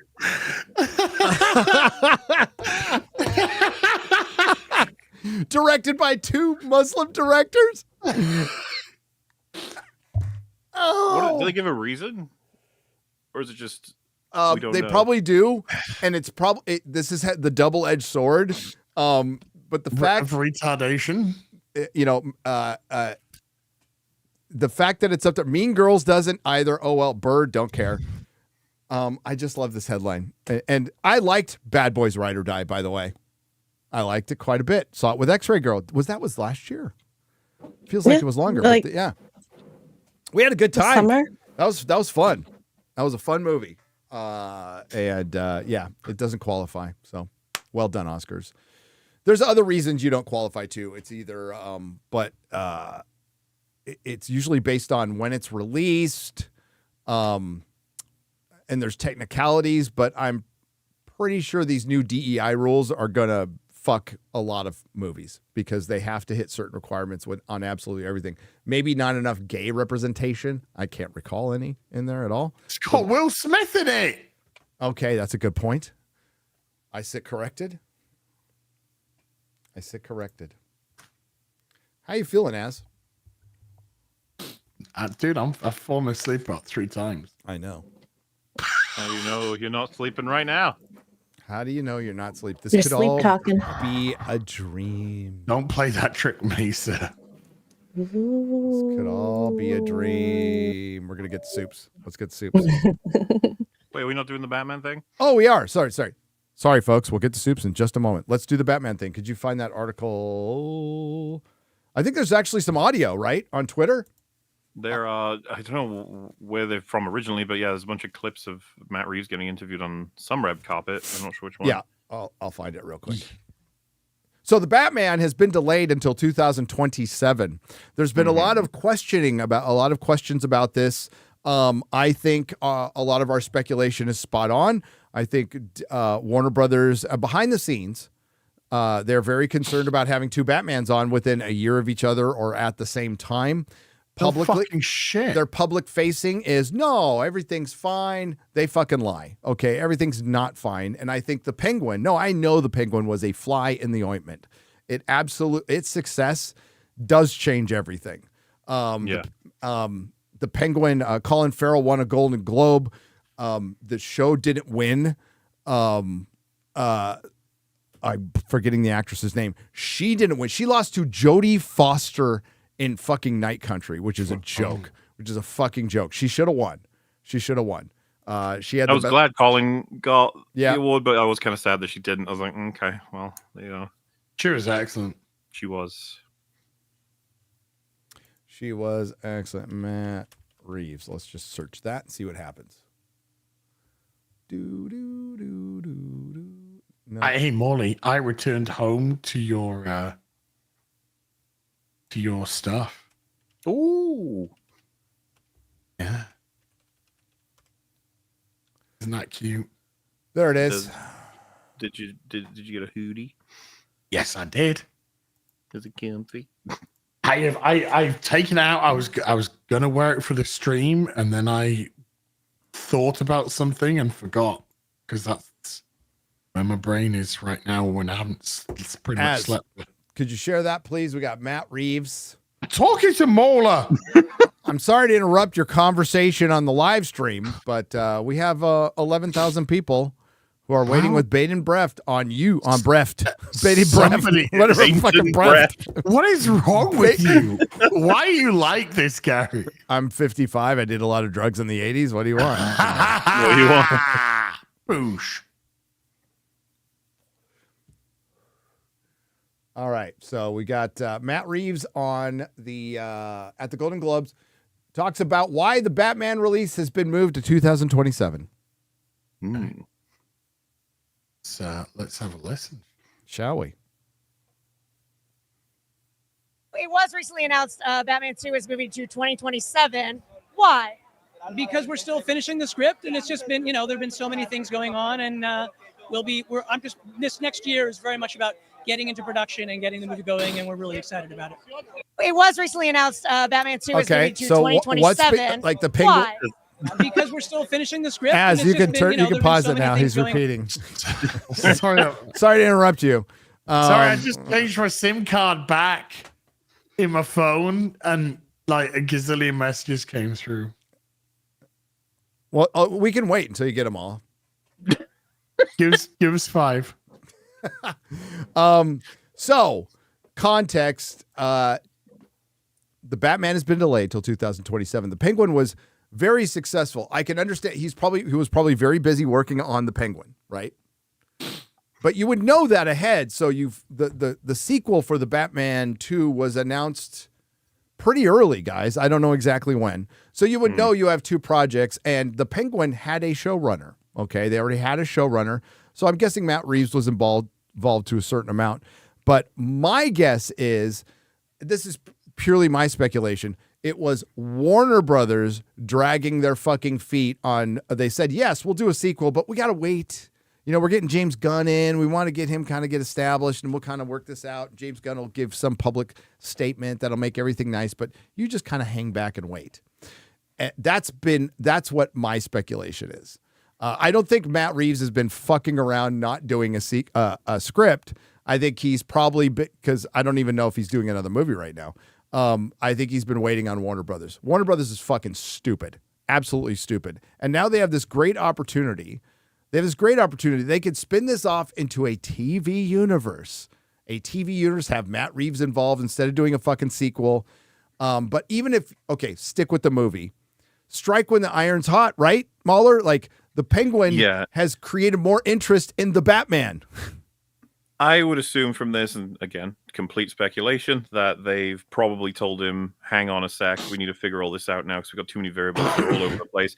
And he's probably like, I'm pretty much in belief that he actually completed the script a while ago, passed it in, they didn't like certain parts of it, passed it back, passed it in, passed it back. The way that he describes, the scripts, there's lots of things, there's stuff going on. It's just like, he doesn't want to be specific about who's holding everything up, of course, because you wouldn't, right? You want to be in as good graces as possible with these people. And so looks to me like he's probably said, okay, you guys take your time on what you want and what you don't want, but when are we filming? When are we filming? Let me film. Let me start filming. Because as soon as you get the beginning of pre-production and, everything set up, it's like it's actually happening at that point. And I think they just want to get their foot in the door for that. And by the way, publicly announcing it's definitely happening is probably a good move to give you health to your project, but it's going to make them feel a little uncomfortable if they weren't on board. Hey, remember when Henry Cavill said I'm back as Superman? This is the thing. Yes. This could be the death throes for all we know. It could be like yes, it's happening, and we will film this year. And then, end of 2025, he's like, yeah, just getting pushed a little further. No worries. Everything's on board. Yeah, everything's happening. So I don't know. I wasn't reassured by these clips at all. A lot of people are. I was like, this looks really dodgy. No, and I'll kind of come out to his defense, just knowing based on what Warner Brothers has done in the past. Based on what they've done in the past, I think it's really easy to believe what Mahler just broke down right there. That he's actually been doing the work, and he's trying to work within something. And there wasn't like this huge, there was people out there that definitely liked the Batman and wanted a sequel, but there wasn't a fervor about it. People weren't just like, I can't wait for the Batman 2. But the Penguin change that completely. And now, right as it stands, this is the most successful and popular DC product that they've put out since Joker 1, since the first Joker, or since the Batman. But so since the Batman. So 3 years. 3 years. And it's from the Batman. So that is clearly the only thing that has worked for them over the last 2 years. Now we can speculate on James Gunn's shit all we want, but the 2 things that have worked for them are now being, we don't know. And we're going to take a chance on this other thing. That's so Warner Brothers, man. That is. What's interesting is because the, the paint has really kind of gone off this superhero shit big time. And the Batman brought in $775 million. At the time, we were just like, a Batman movie not bringing in $1 billion in today's day and age, not good. Nope. But you take it, you just put it in its own little bubble of 775 million, and suddenly that's a decent amount of money when you've got Supergirl, The Authority, Yeah.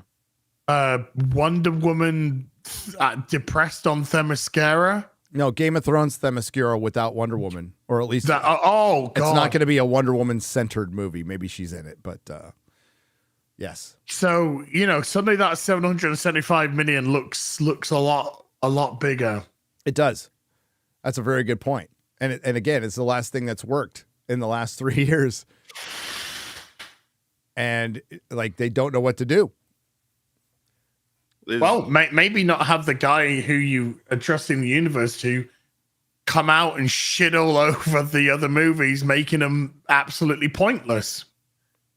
There's another clip as well where he's asked about the possibility of Robert Pattinson's Batman joining the DCU, and he says, really comes down to whether or not it makes sense. Whatever the future may bring, can't tell you. We'll have to see where that goes, which is exactly what we figured was happening, is they're all talking about what the fuck we're doing with all of this. They're juggling two Batmans. What are they doing? That's why we haven't had the Batman announcement. Yeah. So we'll see. 2027. And like seven, almost $800 million is enough to justify a sequel. Absolutely. Justify a sequel that takes 5 years. Do you think, is it the health of Superman that's going to decide definitively what happens with Batman next, or at least Reeves' Batman? Well, actually, Batman in general. Well, I think so. With DC and superhero movies. So they're going to delay us until then in terms of. Well, let's say Superman does 1.3 billion, right? It does 1.3 billion. Warner Brothers just go, James, you just do what you fucking want to do. Yeah. Yep. But if Superman does 600 million, we're gonna need Reeves' Batman back. Like, maybe. I mean, seriously, I think we are. And that Supergirl movie that's apparently in production. Yeah. I mean, you might as well just bend that over and kiss its fucking ass goodbye. Because if Superman can't perform, Supergirl ain't going to get fucking anywhere close. Based on a Tom King story. It even says it on the script. Jason Momoa showed the script, and it says, based on The Woman of Tomorrow by Tom King. It's like, oh, no. No. Oof. Well, we'll see. And also, we have recently just had a Supergirl in the Flash movie, and she wasn't, and she was much better than I thought she was going to be. Yeah. And she was much better than fucking Ezra Miller. Yes. And that got nowhere. You were just looking, You were just looking at a rack the whole time, but I mean, that can be forgiven. And you said she was a good Supergirl. Yeah.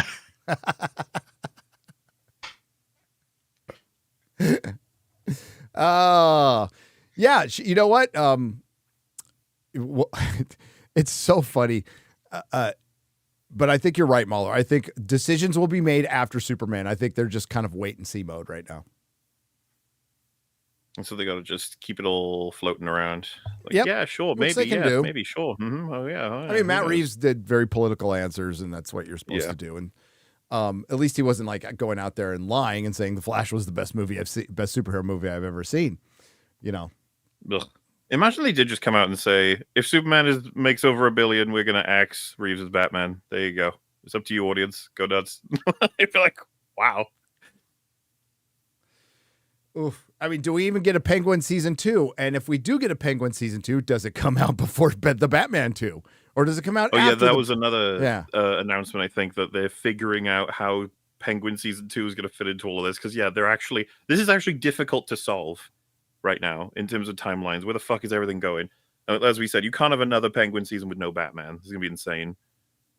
Yes, and one of the Penguin's great strengths was the TV format. That you actually got to tell a good, comprehensive story. The solution would be put Batman in the Penguin season 2. Uh-huh. That would be the solution. I even think they should just put that, just get going. just do that, make that, release that, and see how that does. Yep. That might be a really good test of what the audience wants. I don't think there's really been a seminal piece on the Penguin, so this is a real opportunity to do something. Well, it was pointed out that 3 Batman villains have won major awards. Golden Globes, somewhat major, but I think Colin Farrell's going to win the Emmy too. But yeah, we had, Heath Ledger, Joaquin Phoenix, and Colin Farrell all playing Batman villains, winning awards. It's like, what can we learn from this? Multiverse stories, and let's start another universe. No. Character focused. I don't know. That'd be crazy. Good actors. Good actors. Good scripts. Good directors. Good directors. That kind of works. Kind of works. Nah, we need 21 producers, a 15-person mandated DEI writers room. That's what they need.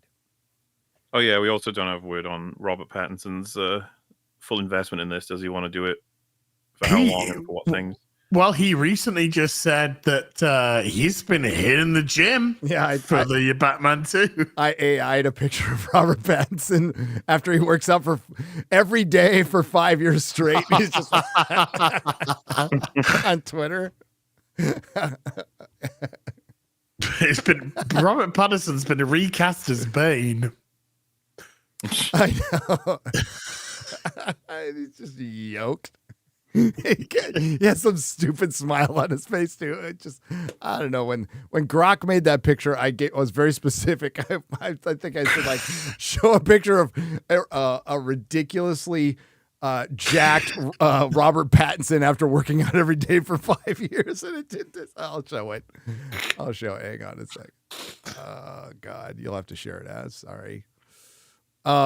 But yeah, I mean, this is exactly what he's going to look like. He's going to look like Alan Ritchson. Richson.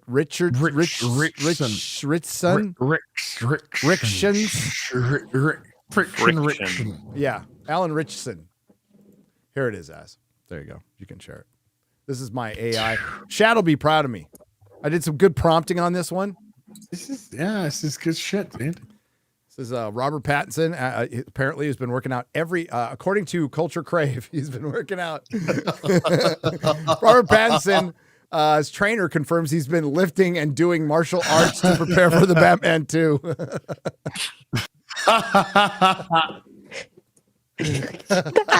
I like that he has become his shirt. He's become his shirt. Like, there's no line. I am become shirt, destroyer of muscles.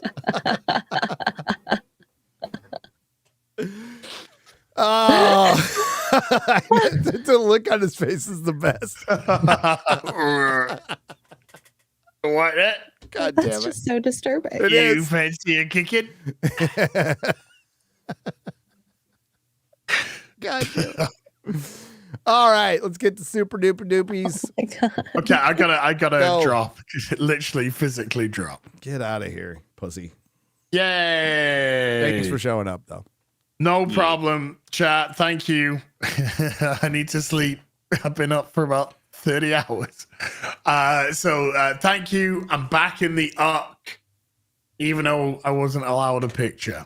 But so there you go. There you go. So I'll see you all next week. Later, Bye-bye. dude. Bye-bye. Bye. Oh my God! What? I thought that was X-Ray Girl. I looked over and I was like, she's I did too. I did too.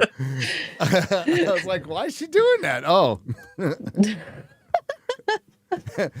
it sounded like he sat on a sword. So, J-Mac has gifted 50 Nerdrotic memberships for $250. Oh my God! J-Mac, thank you. Yeah, we're gonna finish up Clarkson's Farm. That's our next watch party. God, there is stuff coming out at the end of the month, but it is shit. I'll probably go see Wolfman. What the hell? But Friendly Neighborhood Spider-Man comes out in Section 31, which I'm definitely going to review. Michelle Yeoh paid $12 million to do that. Yeah. 12. I hope she can carry the show. I hope she so. will. Hey, she got paid. Good for her. Okay. She's a good actress, but terrible in the role of Philippa Georgiou, who is basically Hitler. She eats Kelpians, murders millions, billions of people, and now she's supposed to be the lovable villain who's turned her life around. As a part of Section 31, a super secret organization that has bases and badges. Hello, good people. This is from Iron Bean, 2 parts for 30 British pounds, by the way. Proper money. I don't know what other pounds there are, but hello, good people. Hope the stream is fun, but I'll probably miss the end a bit. I have been watching TNG for the first time with the fam. Been pretty great overall. However, season 4, episode 23, the host was surprisingly horrible. I wouldn't call it horrible. Watch some Kurtzman Trek. It gives you a whole new perspective on Next Generation. But I'm glad you're watching it. It's a good watch. Get to DS9. Woo! Get to DS9. Are you gonna start? Well, no. You've just finished the original series and you watched all the movies, right? So also all the. Yes, broadly. It is. Stuff got interrupted. Yeah, I mean, like later. I'm talking like next year because we still have to do a Buffy thing. But do you plan to watch The Next Generation at some point in your life? Yeah, it's okay. I mean, I still need to watch Sopranos. I haven't seen that. Oh, Sopranos is good. That's good. I know. Everyone always references it. I got to see it. Yeah. Man, early HBO shit. A lot of it that got canceled. Rome, fucking great. Carnival, great. Deadwood, great. Sopranos, great. Sopranos finished though, right? It didn't get canceled. It finished. It finished. Yeah. Deadwood got canceled. They had to finish with the movie. Carnival canceled. Rome, I guess, got canceled, but it works as 2 seasons. Wish there was more, but man, those were good. Part 2, Beverly hits Riker with a Wonder Woman 1984 treatment and cares more about the things puppeteering his body than Riker, whose body is dying from the stress of hosting the thing. Please buy a cucumber. I can't wait. Someday I will do my rewatch again. Dr. Daisuk for 200 Danish krona. Thank you. Have you guys watched Alice in Borderlands? I know Borderland. Yeah. Okay, so you have. I have not. Disbrew and Az have been telling me to watch it. Yeah. I have not seen it. I think you'll like it. It's really, really, really, really, really good. If not, you should. It's kind of like Squid Game, but way better. There you go. I'll watch it. Josh Kelsey has dropped $19.99 and walks away because that's what he does. Thank you, Josh. God damn it, I want a name on the Streamlabs side for $20. Do any of you play Marvel Rivals, by the way? Not yet. Gary doesn't need to answer. We all know how he plays all the games. I do, and I finish them. So Invisible Woman character reveal trailer dropped today, reminding us that Reed Richards is not the only smartest, but the luckiest man on Earth. Yes, he is. Yes, he is. But I don't play it, but Disbrew does. I know that. If anybody He seems to like it. Yeah. My kid likes it a lot. If anybody wonders why Sue Storm, the Invisible Woman, is with Reed Richards, his power is being able to stretch any part of his body. Okay? Like his hands. Or his Like arms. his hands. Or his legs. Yeah. Yeah. I mean, think about it. That's a satisfied woman. Okay. Arg, another name. 2 parts for $20. 2 things I look for in folks that are posting pro freedom of speech stuff these days is 1, do they admit censoring was wrong? And 2, define how they are taking meaningful action. If they do both, I will give them the benefit of the doubt. We have to do that. It reminds me of that. I'm going to paraphrase the line from Harry Potter, The Goblet of Fire, the movie, okay, not the best adaptation of, no, it's a terrible adaptation of the book, where Alistair Moody is showing the 3 unforgivable curses, and he's talking about the Imperious Curse. The Imperious Curse, if you don't know, is one that you can force your will on somebody. You can force, basically make somebody a slave. And he said, nowadays, a lot of witches and wizards back in the day said they did all the stuff they did because they were they were under the Imperious Curse from you-know-who or his followers. But here's the rub. How do we sort out the liars? And I don't know. I think that's a great way to do it. It's like, show some actual humility. Talk about, basically admit, like, I was wrong. I'm sorry. This was fucked up. We treated people badly, and what you're going to do to change. That's how apologies work. That's how atonement works, and then you follow through with that. You say it, but that's meaningless. It's what you do afterwards, right? And there is a lot of people who vilified, I say half the country, but half the fucking world, with the jab and censorship, ad hominem attacks, never talking about the arguments, the actual arguments of like, what is censorship and where do we draw the line? And I think, like I said before, you got to kind of let most everything through. I believe in some rules. Okay. There's some stuff, obviously, and that's the obvious stuff. But when it's down to you're letting one side say whatever the fuck they want, a great example, Pedro Pascal. Pedro Pascal, after the election, called half the country Confederates and the bad guys from WW2. Now, I believe Pedro Pascal should be allowed to do that. But the thing was, Gina Carano pointed out that, how the bad guys from WW2 got into power? And this is just a meme. They got into power. It wasn't because of the system. It was a willing and able media and citizenry that were willing to go along with it. That's the point she was pointing out. And that's what she supposedly got fired for. What she really got fired for was not wanting to put pronouns in her fucking bio. So Pedro Pascal gets every fucking role in Hollywood. Gina Carano gets her career in Hollywood destroyed. So that's the kind of shit like Mark Zuckerberg is trying to go, whoopsie doopsie, sorry, blip, blip. He didn't even say sorry. He's all whoopsie doopsie. Let's go change stuff now. I'm really excited to start telling the truth. Fuck off until I see you do that.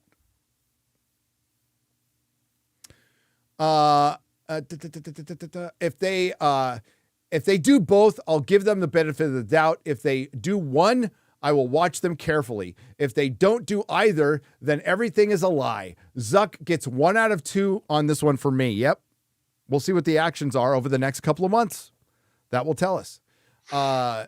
Jared Singer for $20. Happy New Year, all. Happy New Year to you. I thought about playing Suicide Squad Kill the Justice League since it's free on PlayStation this month, but then I watched Mahler's playthrough and just the amount of visual stimulation turned me off. Yep. It's a chaotic sludge factory, that game. Hopefully we can all look back on this era and laugh. Hopefully. Yeah. Enoch Maman reviews and rants for Fitty. Thank you.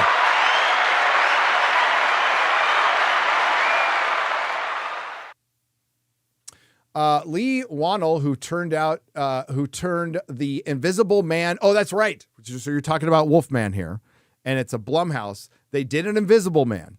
So Lee Wannell, I'm not saying his name right. Wannell, thank you. Who turned the Invisible Man into an abusive boyfriend, is doing the Wolfman remake.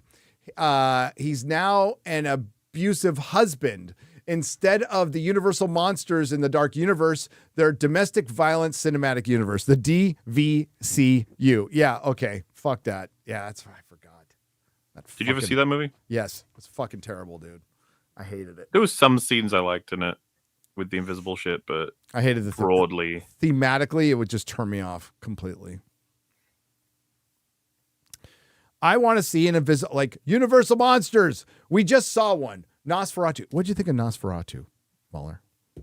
I thought it was really, really, really, really well executed. Super respect it, but I didn't like feel a huge amount from it in the sense of like dread or horror or I wasn't like I it's a weird thing. I was talking to Drinker about it. It's like as opposed to feeling fully invested and desperate to see these characters complete whatever actions and journeys they're a part of, I more so feel like I'm watching a story unfold in like an objective way. I was intrigued and curious and loved a lot of how it was made, but I didn't get too much emotionally affected by it. Emotionally invested for many of the characters. Yeah, the performances are all. It's the best movie I saw last year in a year of sludge, but I have not seen The Substance yet. That could change. Wallace and Gromit. And I haven't seen Wallace. I'm gonna see Wallace and Gromit, bro. I can't wait to see that. I fucking love those movies. But it was really fucking well made, really well acted. The atmosphere was fucking great. Was great. Mm-hmm. It was a good movie. Yeah, it's not like 10 out of 10, but I liked it a lot. But mostly for like style, like the style of it was really cool. Sam Wallace art. Oh, sorry, go on. I was gonna say you saw The Wrong Trousers, right? Yes. Familiar with that? Yes. It's like possibly because Disper was mentioned on Friday Night Tights. Probably their best of all the Wallace and Gromit. Anybody in chat who has no idea what Wallace and Gromit is, just watch that one first. It's very wholesome and amazing stop mo. Got plenty of awards and stuff, but it's also just comedy gold a lot of the time. I was actually going to say I can share one sec. 'Cause I saw this; it was going viral yesterday. It's just like a little clip from the film. It's a short film, obviously, but yeah, the premise is that there's an evil penguin who is mute, and he's trying to steal a diamond, and Wallace and Gromit got to stop him. And there's just this moment that I find hilarious.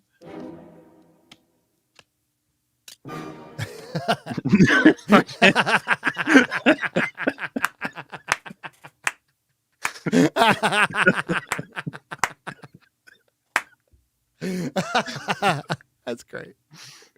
And of course, the new one is a sequel to this, essentially. Yep. So, yeah, I recommend it. Good It's fun stuff. Good stuff. Sam Wallace art for 20 says Mark's apology is all of us need to do better, not I fucked up. Leslie Headland society needs to be kinder to child actors, not Hollywood is the ones who abuses them. They never take accountability and lecture us. Nope. Well, that is the way in Hollywood. I mean, that's how the business is set up. Like any kind of humility is seen. It's the same with the corporate world. Any kind of humility is seen as weakness. The problem is humility is part of authenticity because we all fuck up. We're all, anybody who's trying to be perfect, they're pretending. They're fucking pretending. Everybody fucks up. We all God, I fuck up multiple times a day in live streams. And I think once companies, and that has a lot to do with stockholders and all that stuff. I can't get into all of it now, but they fear failure and they fear looking bad because they're always looking over their shoulder. Same goes for Hollywood. And until they build an ecosystem, as they like to call it, where you can fuck up and say it. And by the way, the public, you would be more real to the public. That would be more endearing, way more endearing. But they just refuse to do it because their egos won't allow them. So no, you won't hear. That's why it's so rare when like Sydney Sweeney or Dakota Johnson came out and just went, "Yeah, the movie sucked." I mean, like it's so refreshing to hear. They do, yeah, it's so great. It's like, thank you. That's all, and that kind of squashes it. Now we all have a laugh about it. Like Madam Web, nobody hates Madam Web. Nobody hates it. We all like kind of look at like it's a bad movie, but oh man, we had a good laugh. It's a good laugh, No Zaku boy for Fitty on the Streamlabs side. No evil or rack escapes the peerless vision of Peeping Tom. Tom, the Shills, and it's an acronym, it's SHILS, have created Tom's greatest existential crisis, a set of synthetic cleavage so perfect he may never turn away. Will Tom be consumed by the abyssal bosom, the abyssal bosom of the uncanny valley. Oh, that's good. I was like, is that abysmal or abyssal? Sorry, I fucked that up. Abyssal. Don't use big words for me, okay? Thank you, Nozaku boy. It's great to hear from Peeping Tom again. Good old Peeping Tom. Stephen Hansen for 500 Norwegian krona. Hello again, Gary. Last time I tried to make you sound like you cannot read. Well, I can't unless you text, unless the text is in caveman, because you are as old as time itself. Now read the following. Okay, can I preface it that as actually one whole word, it just the column isn't big enough. No, I can't read this. That is the longest word in English, in the English dictionary. Pneumano tramicroscopic sil kovalka no canosius. Do you want me to say it? Yes. Not bad. Pneumoneutral microscopic silicovenocodiosis. I totally got it right. What the fuck are you talking about? I gotta admit, Gary did that better than you. I'm sorry. Oh, dang. What'd I take all that school for? What's that Hawaiian fish that has 21 letters in its name? I forgot what it is. Cop. Yeah, that's it.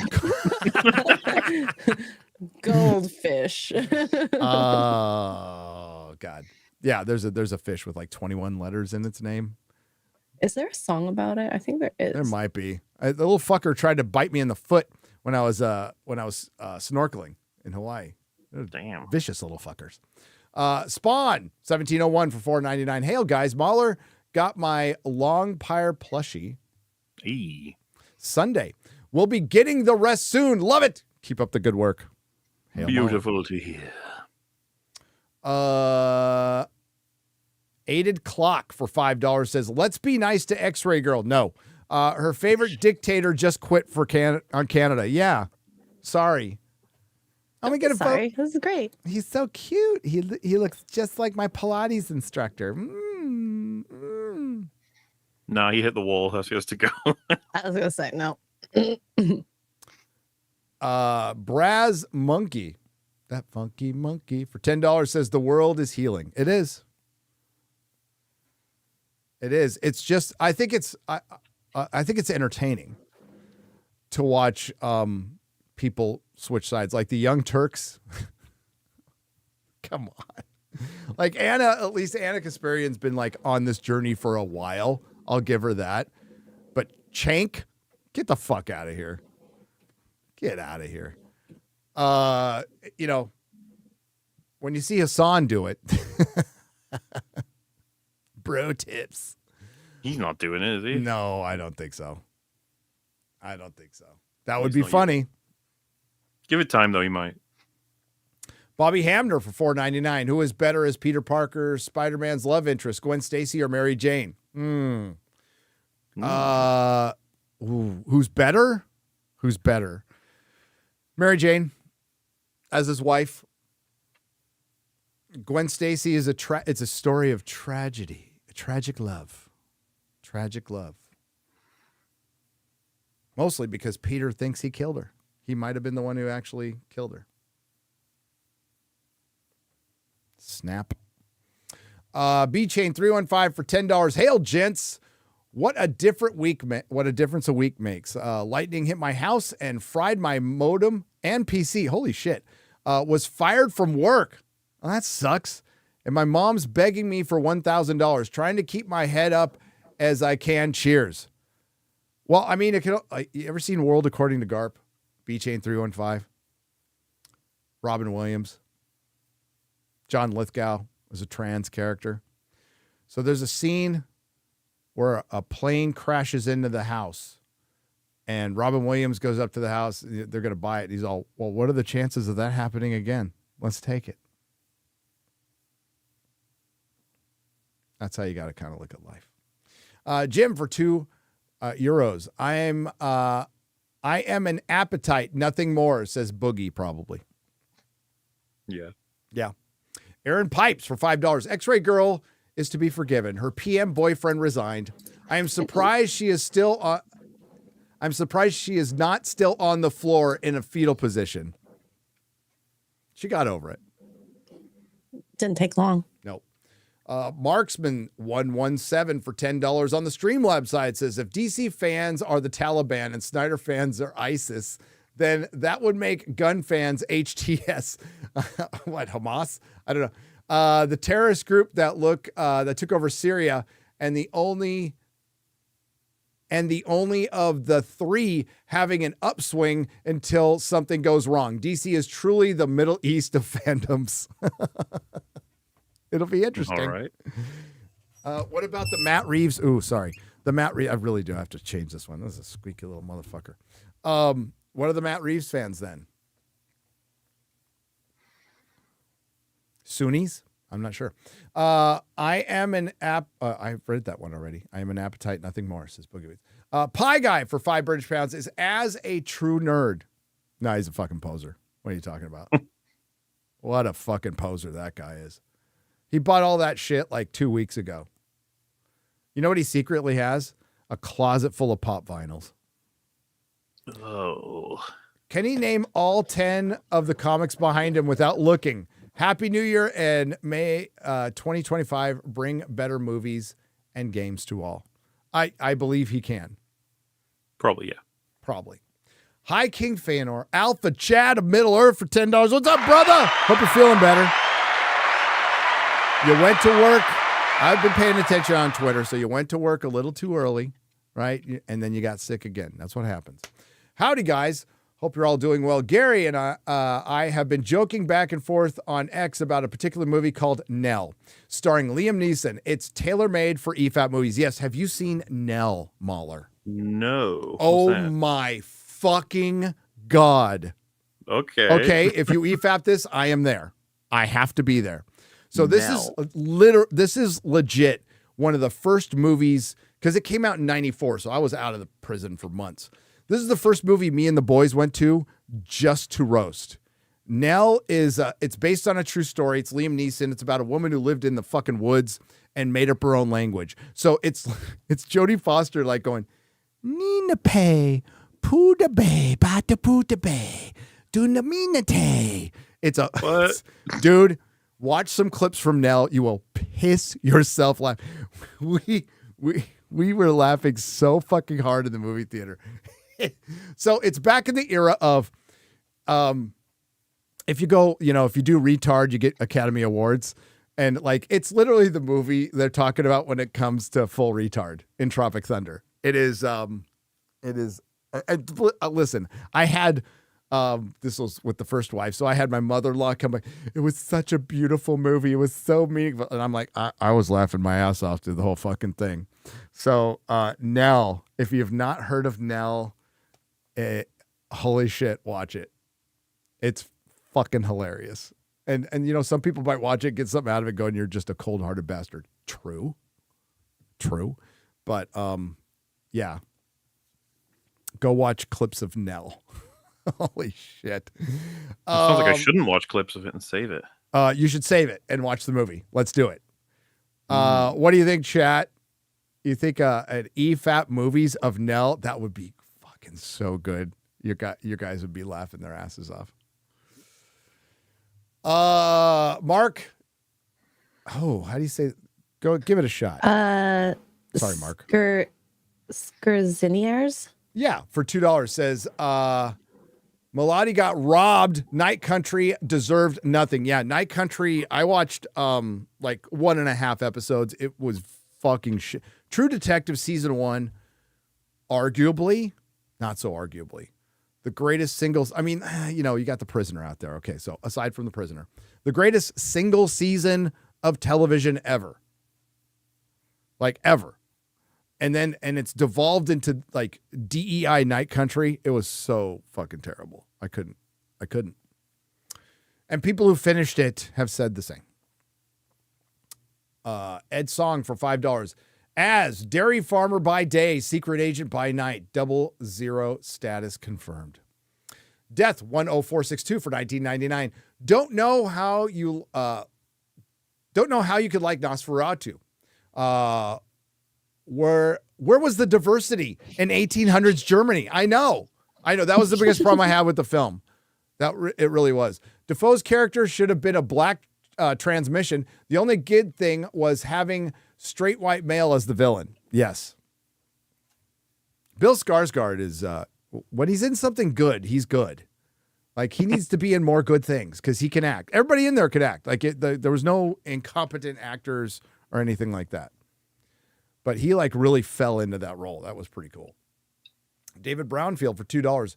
Honora, more like Ignora. Oh, yeah, Honora was nominated. I didn't see it. So the Golden Globes happened, Mahler. Yes. And most of the stuff nominated was not watched by fucking anybody, like anyone. I thought Wicked would sweep like everything, but because they have so many categories, they have like musical and comedy and stuff. But I thought Wicked would kind of sweep, and it didn't. And The Brutalist, which I think Chris has said it's good. It's 4 hours long with an intermission. I have made the stupid commitment before we do the Academy Awards watch party on Film Threat. I'm going to watch all the Best Picture nominees once they're announced. I'll probably regret it. But as I've said, Mahler, I'm not a cinephile.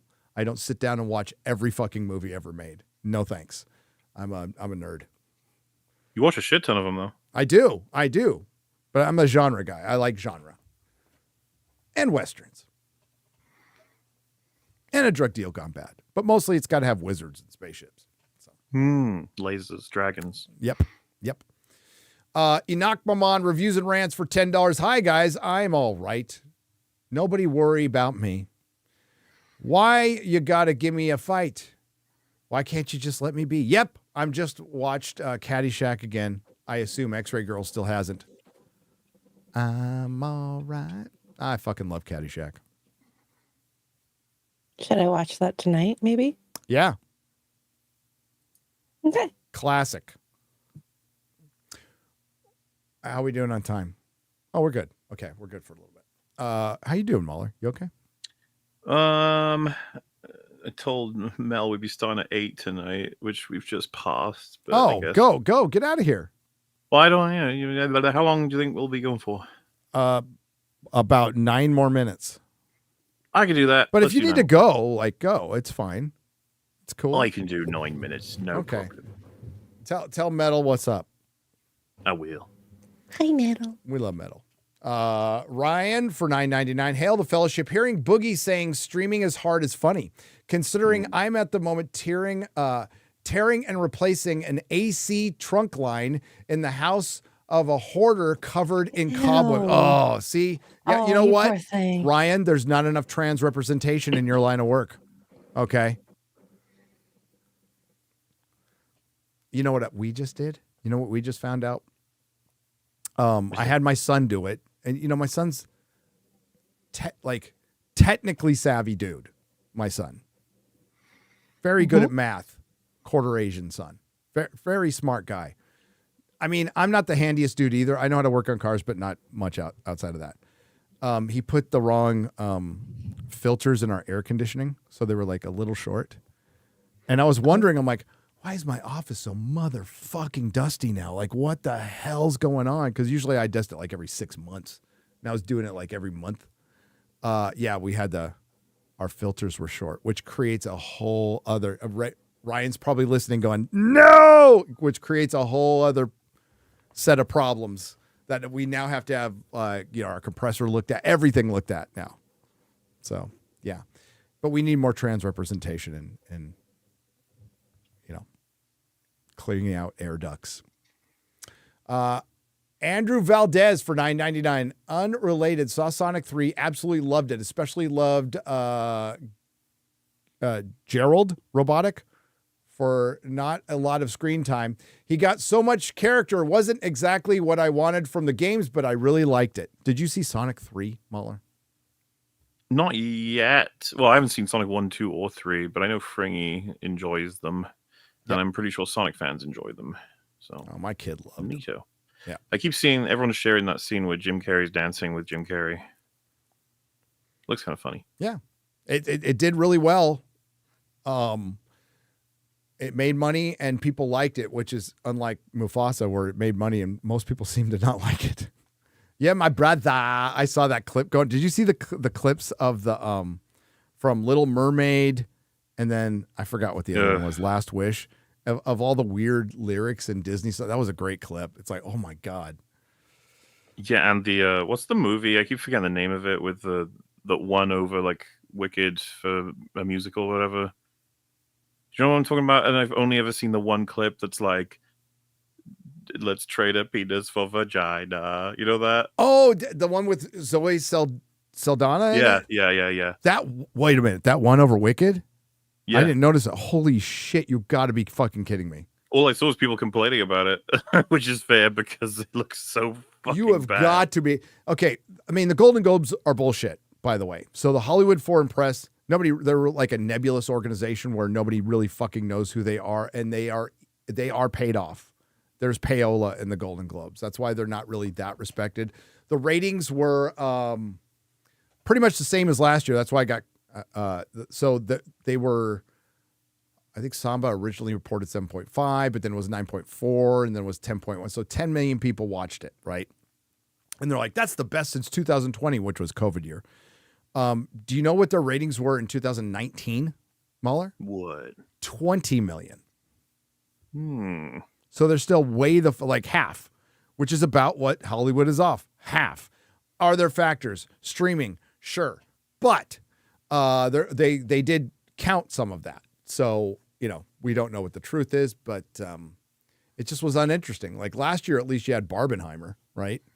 But this year you had Wicked. It was Glicked. Glicked? No, well, Gladiator didn't get nominated for shit. Neither did Rings of Power. And I don't think House of the Dragon did. Penguin did and lost. Shogun won, though, so that's good. Shogun was good. Taker 610 for $2. Mahler is no cam girl, that's for sure. How do you know? True. How do you know? That could be an alter ego. You know what? I don't know. He's got a voice changer. That's actually Mahler's actually a beautiful 25-year-old girl. Aw. He's all, Darth Gavel for $5. Canada, 10 new states. Mexico, 6 states. Greenland, Puerto Rico, and the Philippines, 3 states equals 69 states. Let's go! No, we don't want Mexico. We don't want Canada. No, we don't want Puerto Rico as a state. Filipinos are cool people, but we don't want them as a state. Puerto Ricans are cool too. But Greenland, I think that shit's real. It sounds like they have a desire. I don't know how that works, but lots and lots and lots of minerals and resources up there if you can get through the ice. Lots and lots. So, and Don Jr. went there today, I think, right? So that Greenland thing's crazy. Okay, Inakbaman, 2 parts for $10 says, something to remember when Superman comes out this year. Its success will lead to Supergirl movie based on Tom King comic, which was essentially True Grit, by the way. Then we get the Mosquito Show with Tom King, and has been confirmed that he's the head writer. Then we get the Batman movie. It will no doubt be written by King. What if Jeremy Slater, writer of Moon Knight show, who did the Moon Knight, what King did to Batman? Exactly. Helps. Oh, fuck. Fuck that Moon Knight show. Biggest waste of a character. I'm going to say arguably the biggest waste of the character in the history of the MCU. And a character that is multiple characters. Yeah. I hate the multiple character thing. I just want to come out and say I've always fucking hated it. So that would be Tom King squared. That's why I want Superman to fail. I hate Tom King more than I love DC. Tom King's fucking terrible. Utterly terrible. Utterly terrible. Inakbaman reviews and rants for $2. Boogie's so fat, he's taller laying down. All right, and this will be the last one. Then we got to go, and we'll get the rest on Monday during the Square Up. Thank you all for being here. Vile Sippo for €5. UK government suspects Terence von Higginbottom, a.k.a. Az, the international man of mystery, to be a double agent from the People's Republic of Paprika Bikini.